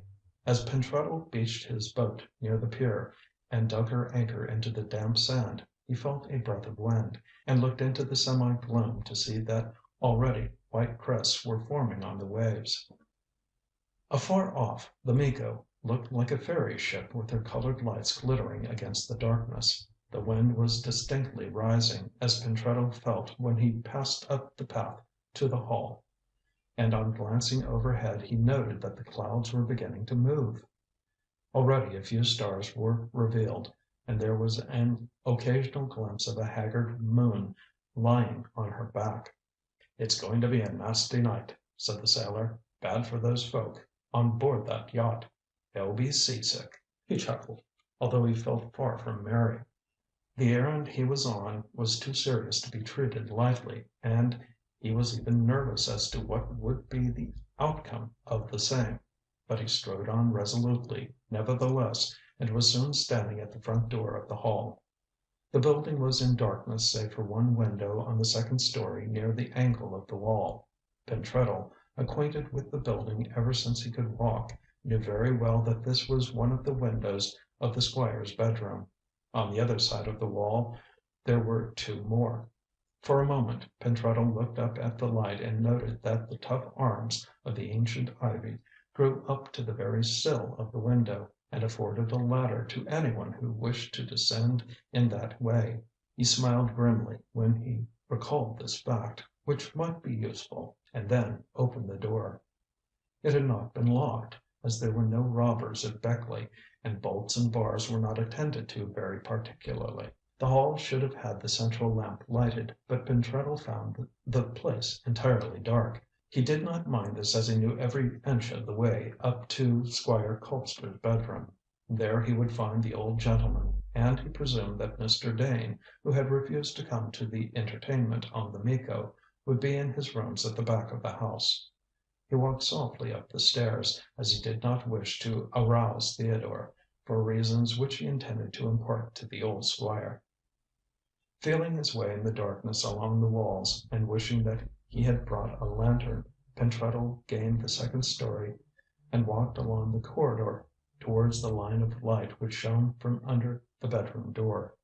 On arriving immediately outside, he paused for a moment to listen. A sound of struggling struck his ear, and he became aware with a thrill that there was a fight going on between uncle and nephew.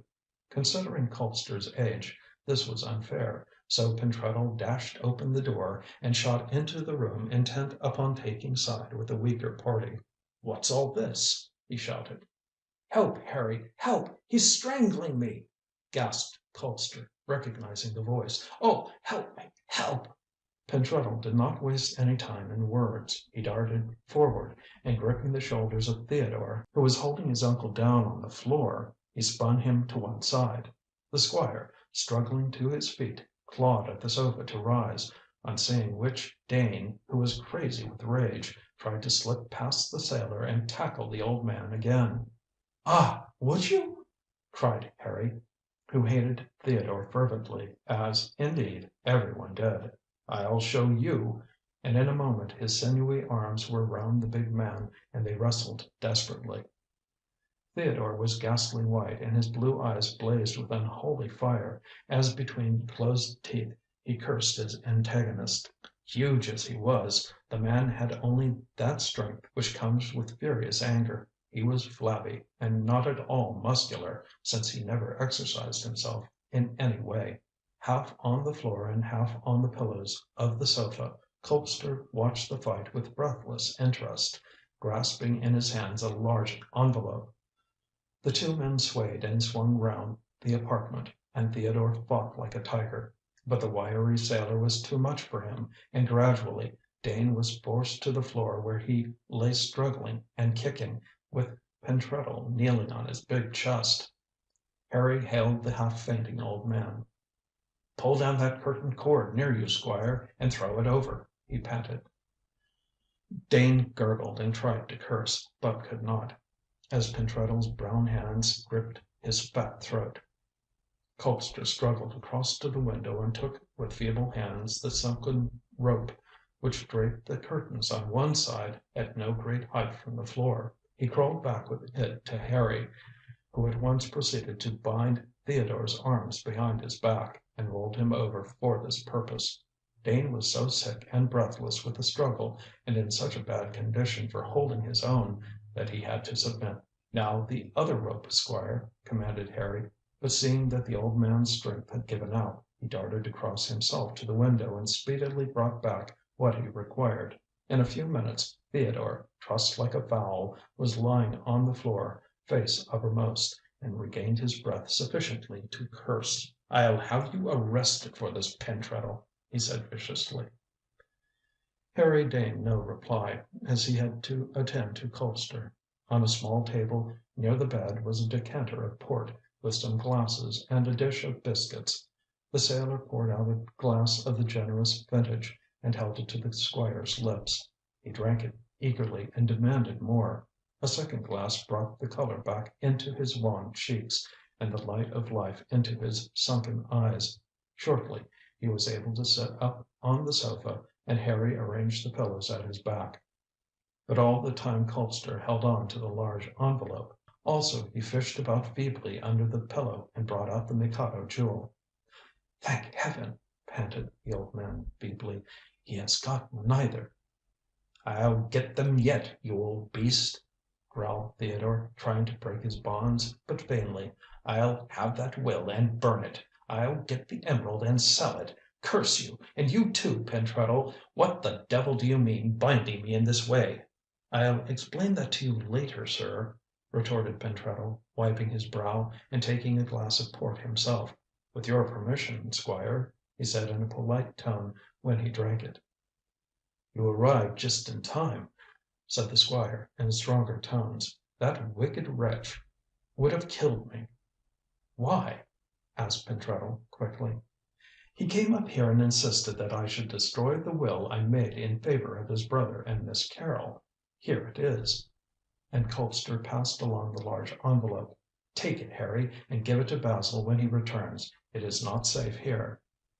"Shall I take the emerald?" asked Harry, putting the envelope containing the will in the breast pocket of his pea jacket. Colpster snatched the gem to his breast and nursed it there like a baby. "No, no, no!" he cried vehemently. "I can't part with that. I'll die before any one shall have it but me. Give me some more wine." Still clutching the jewel, he drank another glass of port, and became quite strong again with the stimulant. Meanwhile, Theodore lay stiffly on the carpet, cursing volubly. Harry kicked him. "Shut your mouth," said the sailor, "or I'll gag you." "I'll have you arrested for this," repeated Theodore, impotently scowling.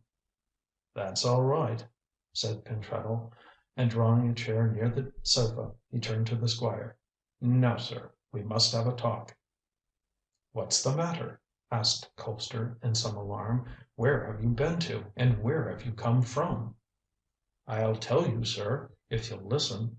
On the night I left here that Japanese, Akira, followed me up the road, when I was making for my friend and the trap on the moors." "Ah!" Theodore groaned. "That was why he went to bed early. I knew that he was up to some game. He pretended to go to bed and followed me. Quite right, sir, he did. And he told me all about the murder of my poor mother." "What?" Colpster gasped. "Are you the person Akira said he would send to tell me all that I wished to know?" Pentreddle nodded grimly. "I am the person. I went to London next day with Count Akira, and he introduced me to a person who knew all about the murder. I got it written down, signed, and witnessed in a proper manner. Then I came here with the Count in his yacht, and arrived just in time to save that devil," he pointed to Theodore, "from committing a second crime." "A second crime?"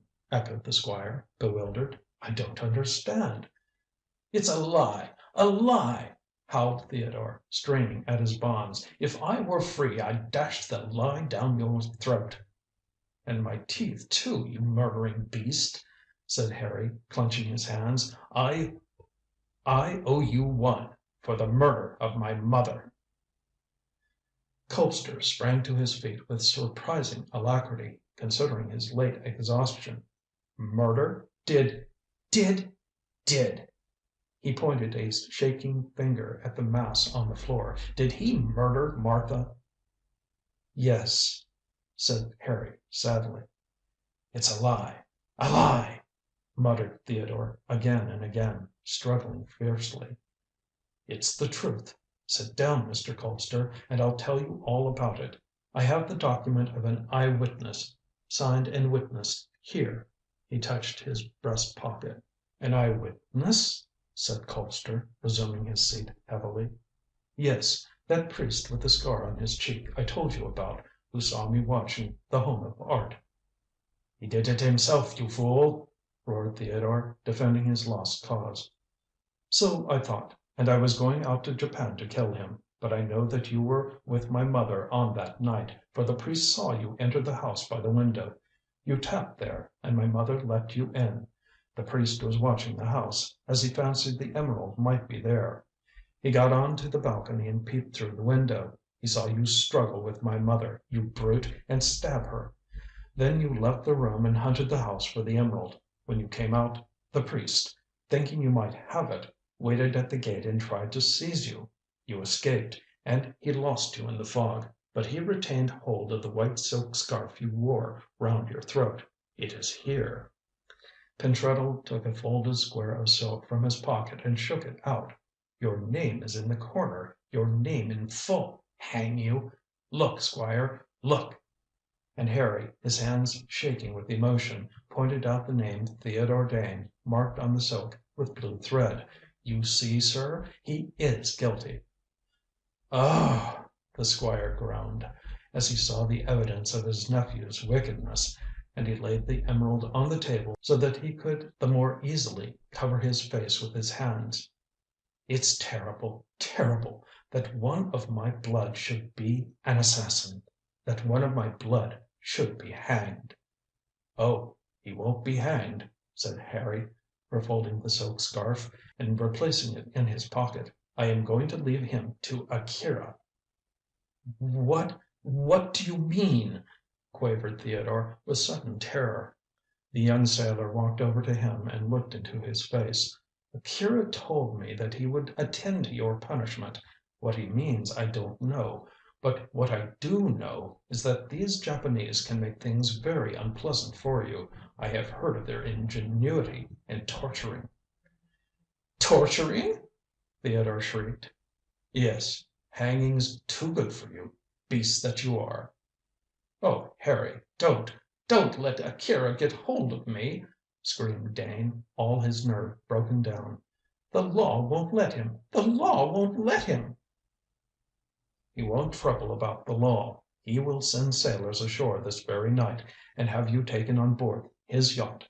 When you are on the high seas, he'll deal with you." "No, no!" Theodore tried to kiss the man's foot and rolled over to do so. Harry spurned him.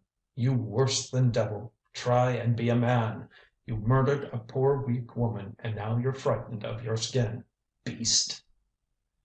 Outside, the wind had risen to wild fury. The whole house was shaken by the gusts which came howling from the bay. Harry strode to the window and looked out. He saw by the swaying of the festival lights that the Mikado was dragging at her moorings.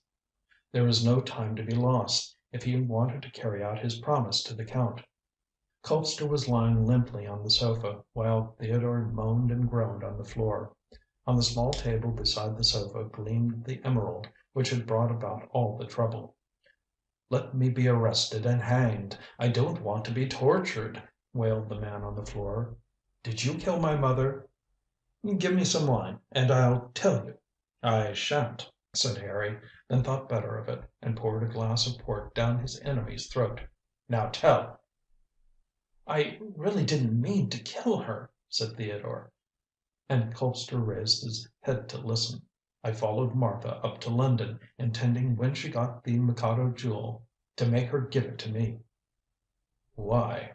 asked the Squire, looking very old and gray. "Because you said that the one who produced the jewel would be your heir. Curse you!" shrieked Theodore savagely. "You are the cause of all the beastly trouble. I learned from Martha in an indirect way that Harry was coming, and then I met him." "Yes," said the sailor bitterly, "and like a fool I told you too much." "You told me nothing," said Dane, scowling. "Your mother wanted the emerald for Basil, but I got into your room at the boarding house you lived in at Pimlico, and I read your mother's letters." "You did?" "Yes. She said that she would be alone on that night and would come to get the emerald. I went to the house to see if she had left. I knocked at the door, but no one came, so I went to the window and saw her lying on the sofa near the fire. I called out to her and asked her to let me in." "She couldn't get off the sofa, you fool!" cried the Squire. "She could, and she did. I said that I had found out that Harry had been killed by the Japanese for the sake of the emerald. Then she crawled to the window and let me in." "You beast!" said Pentreddle, gritting his teeth. "You've told a lie." "Martha would not have admitted me if I'd not done so. She got me into the room, and then I insisted that she should give me the emerald." "She hadn't got it." "She wouldn't confess that she hadn't. Perhaps she feared lest I should intercept her messenger, Miss Carrol, on the way home, and rob her of the jewel. At all events, she gave me to understand nothing, and I really believe that the emerald was in her pocket. I tried to get it. Then she brought out that damned stiletto and stabbed at me. I wrested it from her, and in the struggle somehow I drove it into her throat." "You intended to," shouted the Squire, rising to shake his two clenched hands over the criminal. "I swear I did not," panted Dane. "It was really an accident. When I saw what I had done I grew afraid. I thought that I heard someone outside " "So you did," interrupted Harry sharply. "It was the watching priest." "If I'd known " Theodore scowled, and his eyes gleamed in a most murderous manner. "But I didn't. I saw that Martha was dead or dying, and opened the window to throw the stiletto into the area. Then I searched her clothing for the emerald and afterwards the bedrooms." "Oh, and you say you did not murder her?" raged the Squire. "Not intentionally. I swear that I did not. But seeing that she was dead, it was just as well to hunt for what I wanted.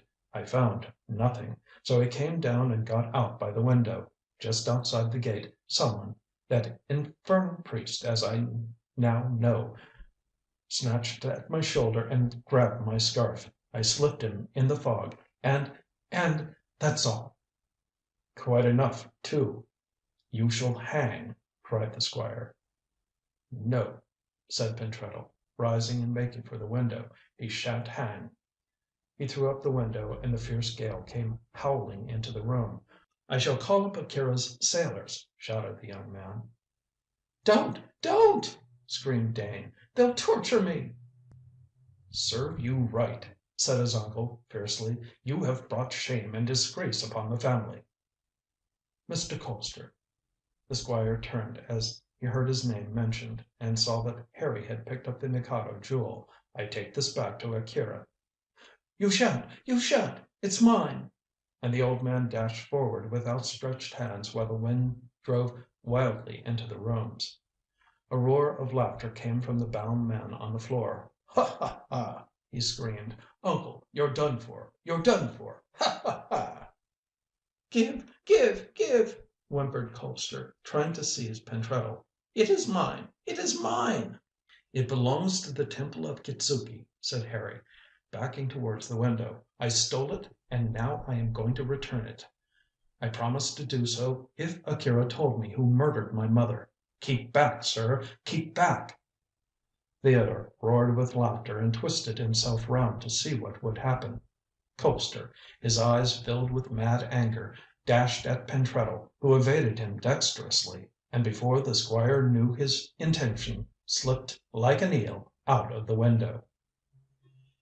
Harry clambered down the ivy with the cleverness of a sailor, and saw above him the wild, despairing face of the Squire, while he heard the loud, ironical laughter of the bound man. The rain was coming down in torrents, dashed here and there by the wind. The sailor slipped and fell on his back, but was up again in a moment, and made for the beach. He heard high above the sound of wind and wave the thin lamentations of Colpster, who saw the luck of his family being carried away forever. Pentreddle raced for the beach through the furious weather. There he shouted as he stumbled towards the pier, and immediately two Japanese took him by the shoulders to tumble him boldly into the launch. They seemed to be in a desperate hurry, for scarcely had he got his breath when he found that the launch was plunging at full speed through the turbulent water. "What the devil is the hurry?" gasped Harry, shaking the water from his eyes. The answer did not come from the Japanese, who were driving the boat out to sea at high pressure, but from the land. There was a low, moaning sound, which boomed like an organ note above the tumult of the elements. It grew louder and more insistent, and droned like a giant bee. The mere sound was terrifying, and Harry saw the bronze faces of the sailors blanch with fear.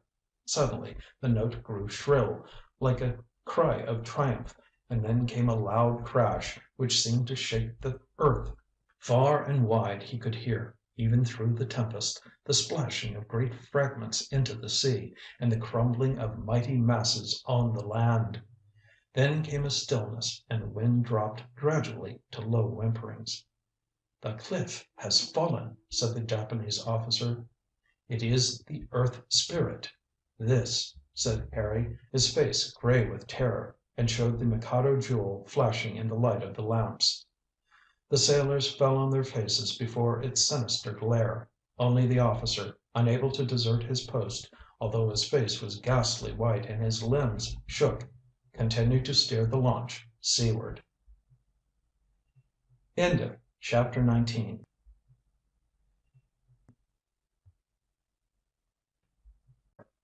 Chapter 20. A further explanation. The morning dawned, raw and bleak, to display the scene of the disaster in its most searching light. None of those who had come to the entertainment were allowed to go on shore during the hours of darkness. Basil, indeed, as soon as Akira informed him of the catastrophe, and Akira seemed to know positively what had taken place, even before the arrival of the steam launch with the news, wished to see what had become of his uncle and brother. But the Japanese pointed out that fragments of the cliff were still falling, and that it would be dangerous to venture. As every hour or so the thunder of falling masses was heard, Dane considered that the advice was good, and possessed his soul in patience until the dawn. Frequently during the night he lamented that he had not the searchlight of his own ship to see what extent of damage was done. But of course such wishing was altogether vain. As the Mikado was large, there was plenty of accommodation, and the servants were persuaded to go below and sleep. The women were very hysterical, and the men greatly upset. Every one was devoted to the Squire, and hoped against hope that he had been saved. But it was noticeable that no one troubled about Theodore. Until that night Basil had no idea how very unpopular his brother really was. But he had not much time to think, as the greater part of his time was spent in soothing Patricia. She felt the dreadful accident and its consequences much more than did Mara. That young lady neither wept nor expressed any great sorrow. With a rigid face she stared into the gloom which veiled the home of her childhood, and made scarcely any remark. Akira, when Harry came on board, privately asked him if he thought that either Colpster or his nephew had escaped. "I'm certain they have not," said Pentreddle emphatically. "Mr. Theodore was tied up, and the last I saw of the Squire he was at the window cursing me for taking away the Mikado Jewel." "Ah, yes, you brought that away with you?" Akira held out his hand. Harry produced the jewel, which he had thrust carelessly into his pocket after his glimpse of it on the launch. "They all fell on their faces," he told the Japanese. Akira smiled in a peculiar manner. "No wonder, when they saw the might of the Earth Spirit." "What do you mean exactly, sir?" asked the sailor, quite puzzled.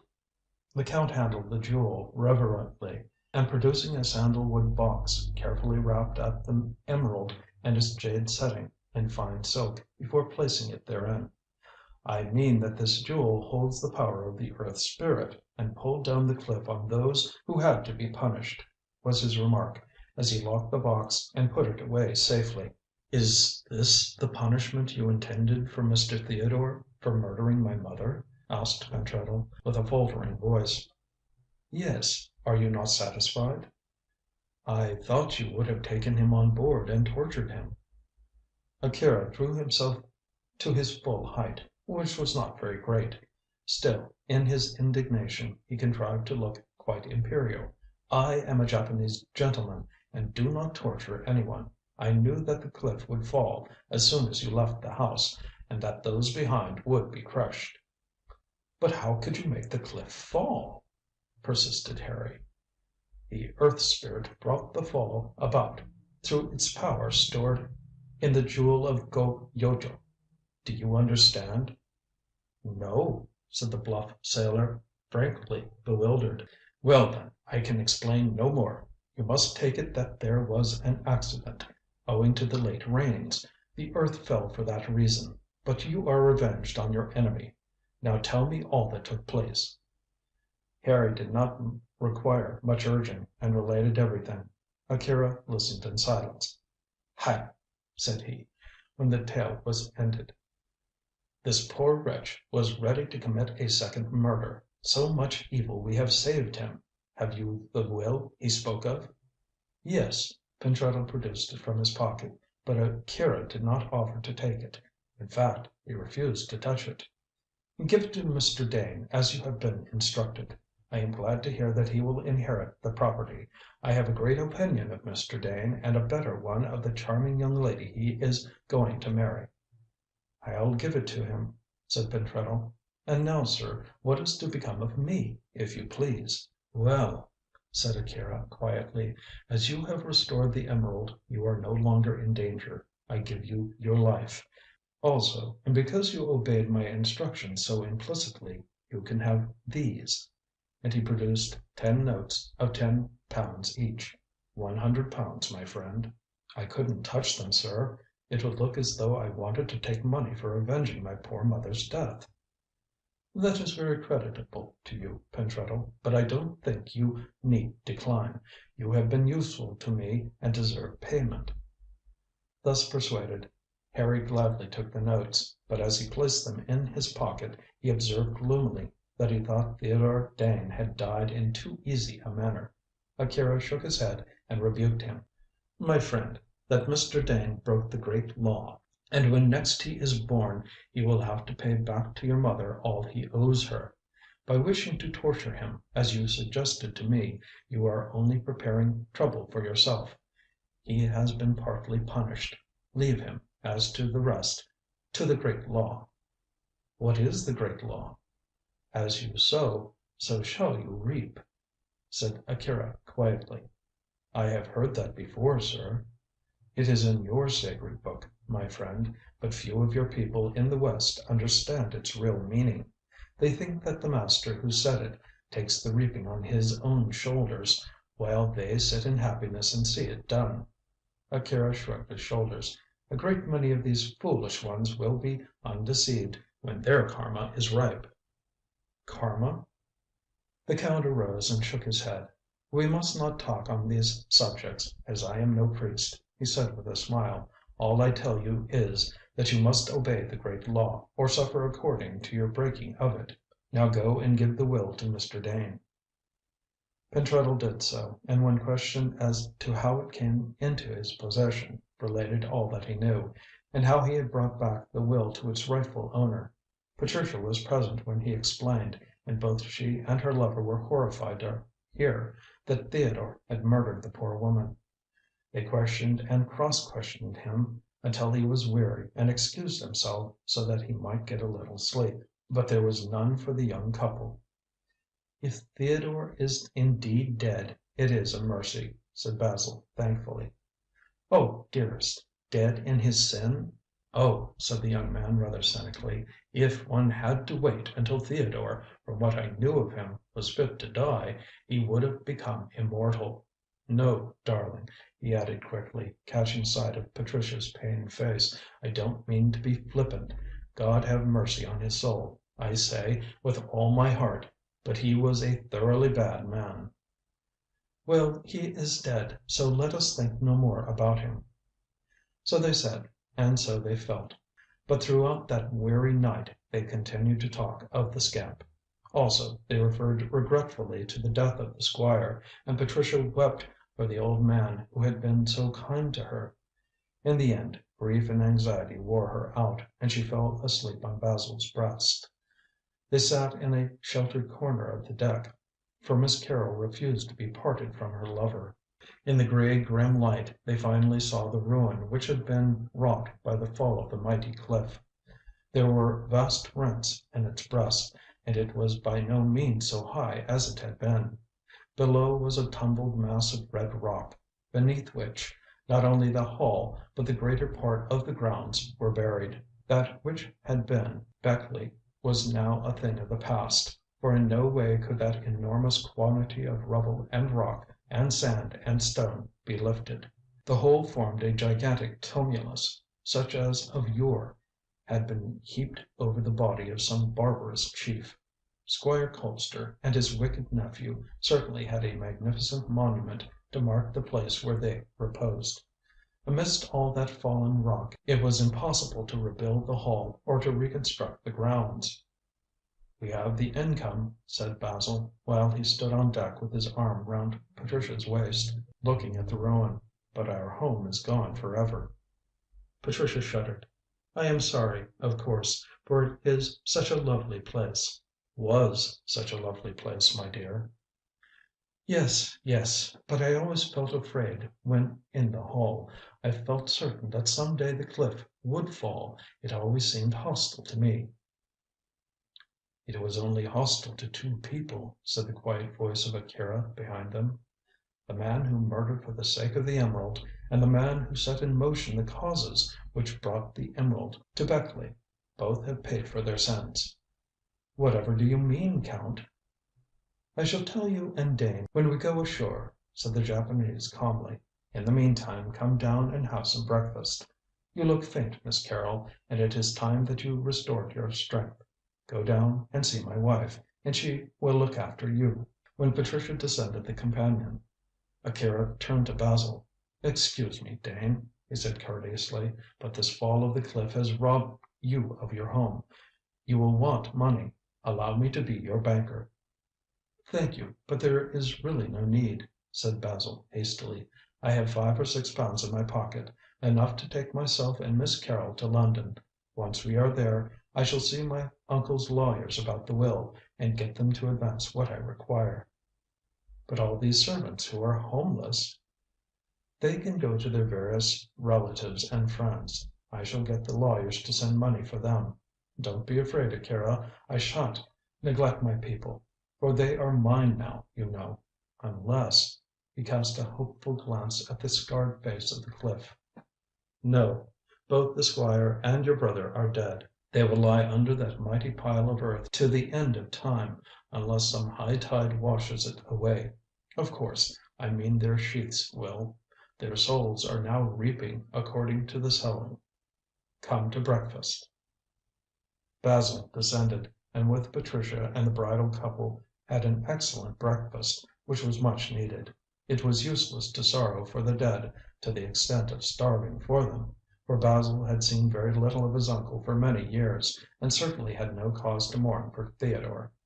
As for Mara, she was as cool and composed as ever, and ate so well that no one would ever have believed that she had just lost her father. "It is no use crying over spilt milk," she said, making use of her favourite proverb. And although both her cousin and Patricia considered that she was decidedly heartless, they could not deny the good sense of the saying she invariably quoted as an excuse for her indifference. But she was not sufficiently hard-hearted to remain behind, although her feeling may have been merely one of curiosity, for she came on deck cloaked and gloved, and with her hat on, ready to join the party. Akira promptly told her that he did not wish her to go, and as his slightest wish was law to her, she obeyed. The yacht was to sail somewhere about noon, so there would be no chance for Basil and Patricia to come on board again. Nor did they want to, seeing that at present they had so much to think about. So they said good bye to the Countess Akira, and departed along with the melancholy household that had now no home.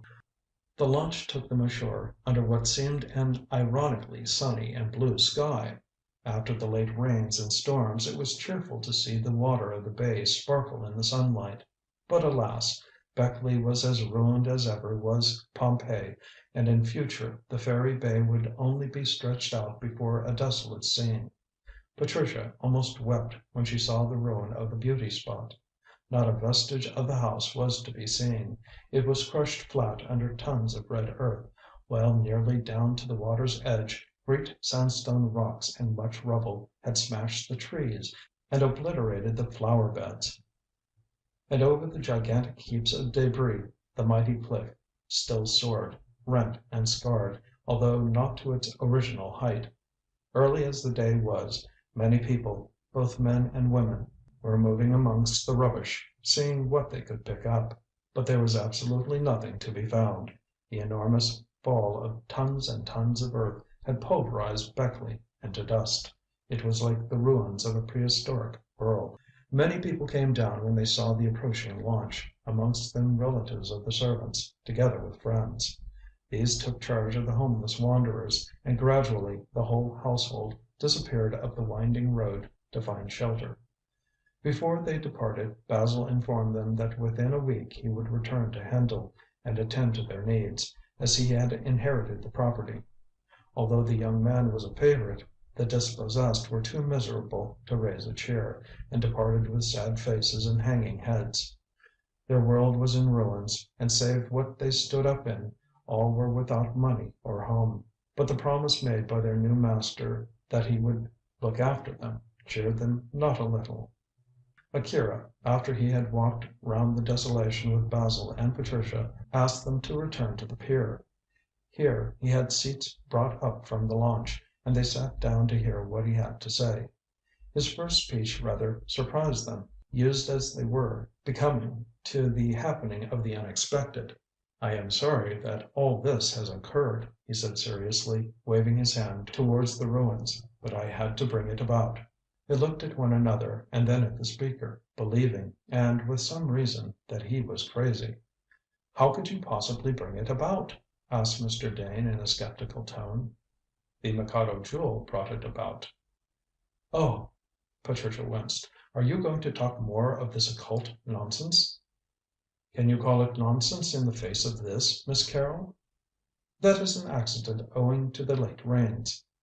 "Quite so, and that is what the world will consider it. But I can tell you differently. It happened because the Mikado Jewel was in the house." "It was not," said Basil imperatively, and would have gone on talking, but that Patricia stopped him. "It WAS in the house," she said quickly. "Only Mr. Colpster, poor man, asked Theodore and myself to say nothing about it." Basil cast a glance at the red heaps. "Then it is buried under this rubbish?" he said disdainfully. "For all its occult power, it couldn't look after itself."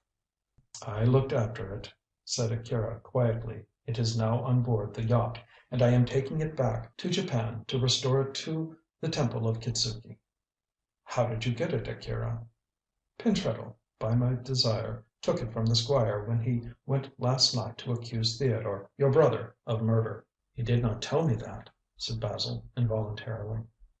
"I asked him not to, as I wished to tell you myself.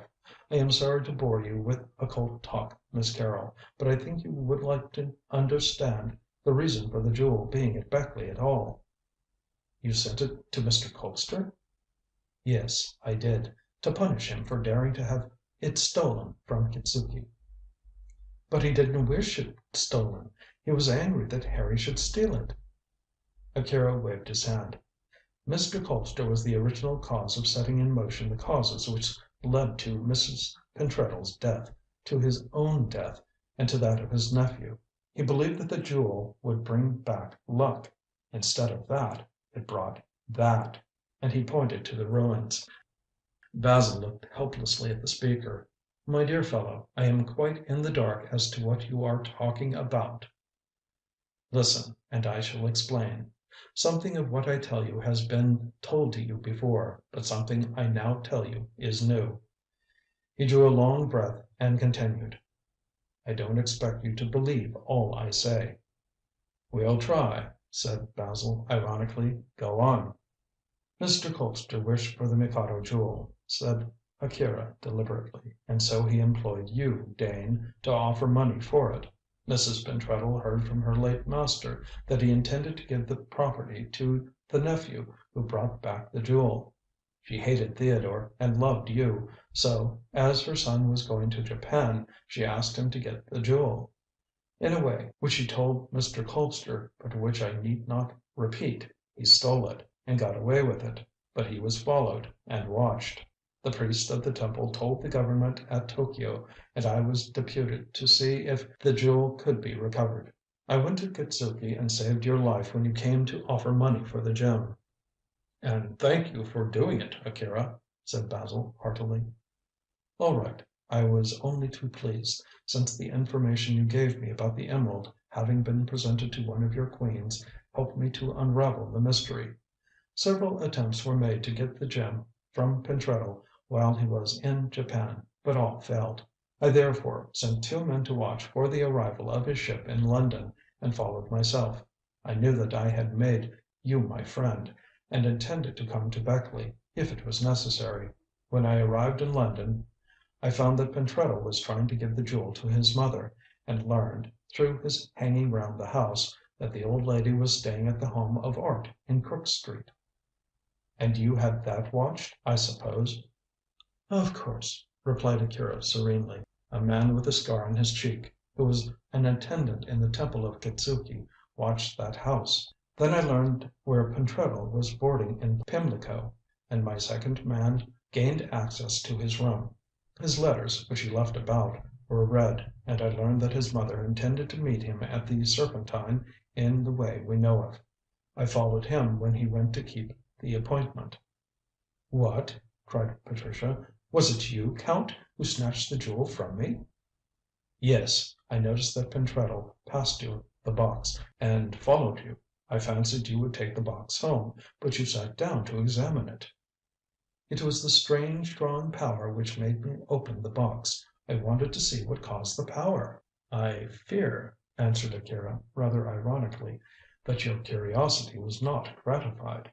However, as the power still radiated from the stone, keeping off all things that would hurt it, I reversed the power, or rather stopped it altogether." "How did you manage that?" asked Basil doubtfully. Akira shook his head. "I cannot tell you. I dare not. It is a secret.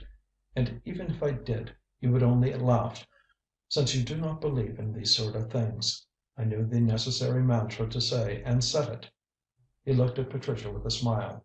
"You felt the difference." "Yes," she nodded, with a look of something like awe. "Then you snatched it." "Of course, and the jewel being recovered I would then and there have taken it back to Japan, but for the murder of Mrs. Pentreddle." "Theodore did murder her, then?" said Basil in a low, shamed voice. "Oh, yes, and in the way her son told you.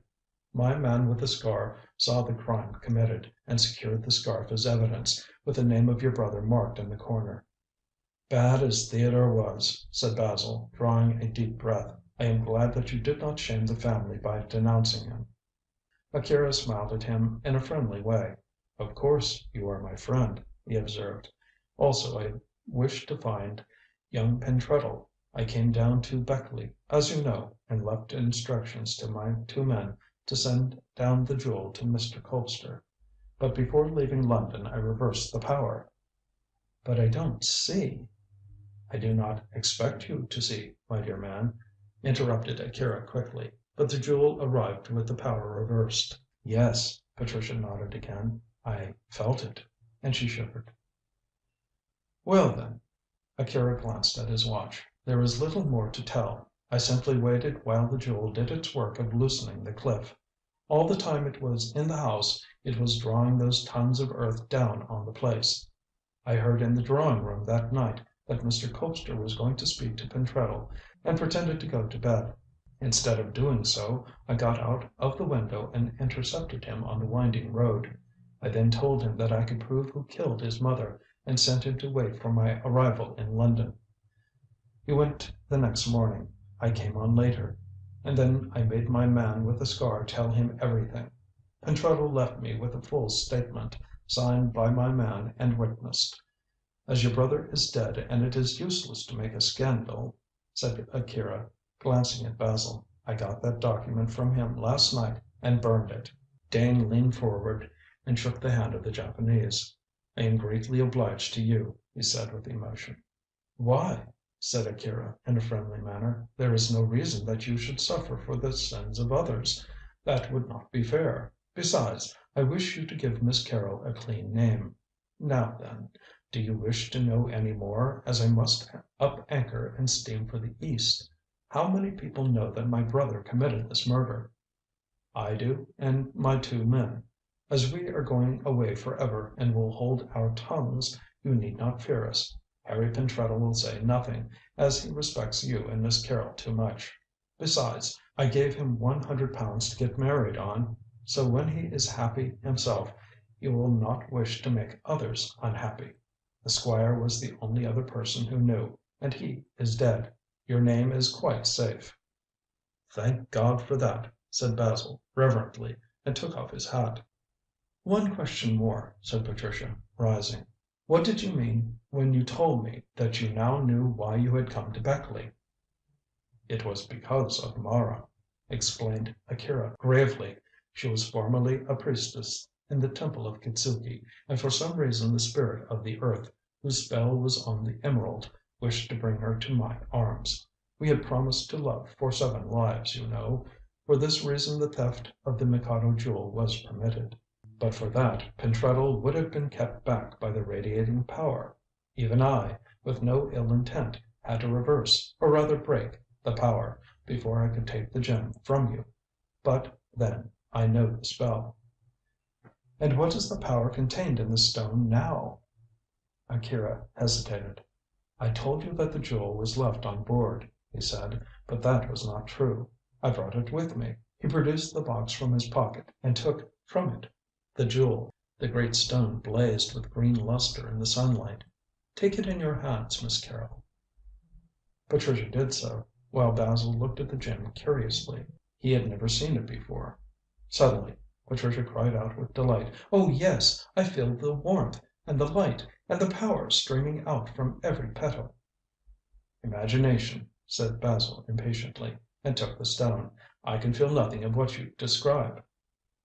The Count carefully replaced the jewel in its box. "You are not psychic." "I never wish to hear that word again," said Basil fervently. "I don't think you will," replied Akira dryly, and slipped the box into his pocket.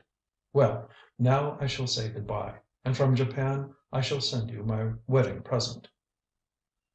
"Be kind to Mara," said Patricia imploringly. "Be sure of that. She is a sacred thing to me. Was she not the Miko of Kitzuki, and did not the Earth Spirit bring her to my arms?" He changed his reverent tone for a matter of fact one. "Good bye, Dane." Akira held out his hand, then suddenly drew it back. "There is one thing I should like to add, so that you may guess that I am not in favor of killing innocent people. I gave my entertainment so as to lure you, Dane, and you, Miss Carrol, together with all your servants, on board the yacht out of harm's way. Therefore Mr. Colpster and the assassin were left to their fate alone in the house." "But Pentreddle?" asked Basil, shuddering. Akira looked towards the winding road up which Harry was slowly climbing. "I had to send him to get the jewel," he remarked, "but I warned him of the danger and he escaped.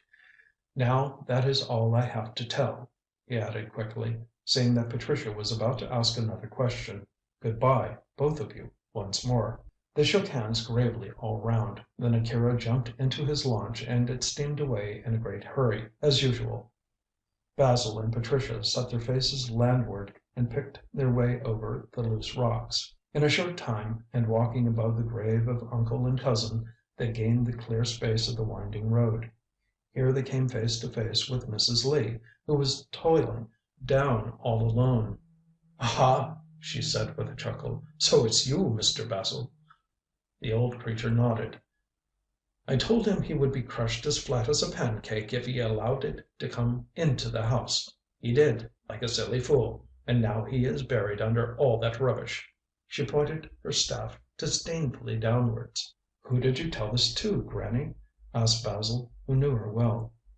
"To your brother Theodore. Bless you, dearie, he often came to consult me. I didn't like him, though, as he brought such bad ones with him." "What is the 'it' you meant?" questioned Patricia, wondering if Mrs. Lee had any knowledge of the fatal jewel. It appeared that she had not.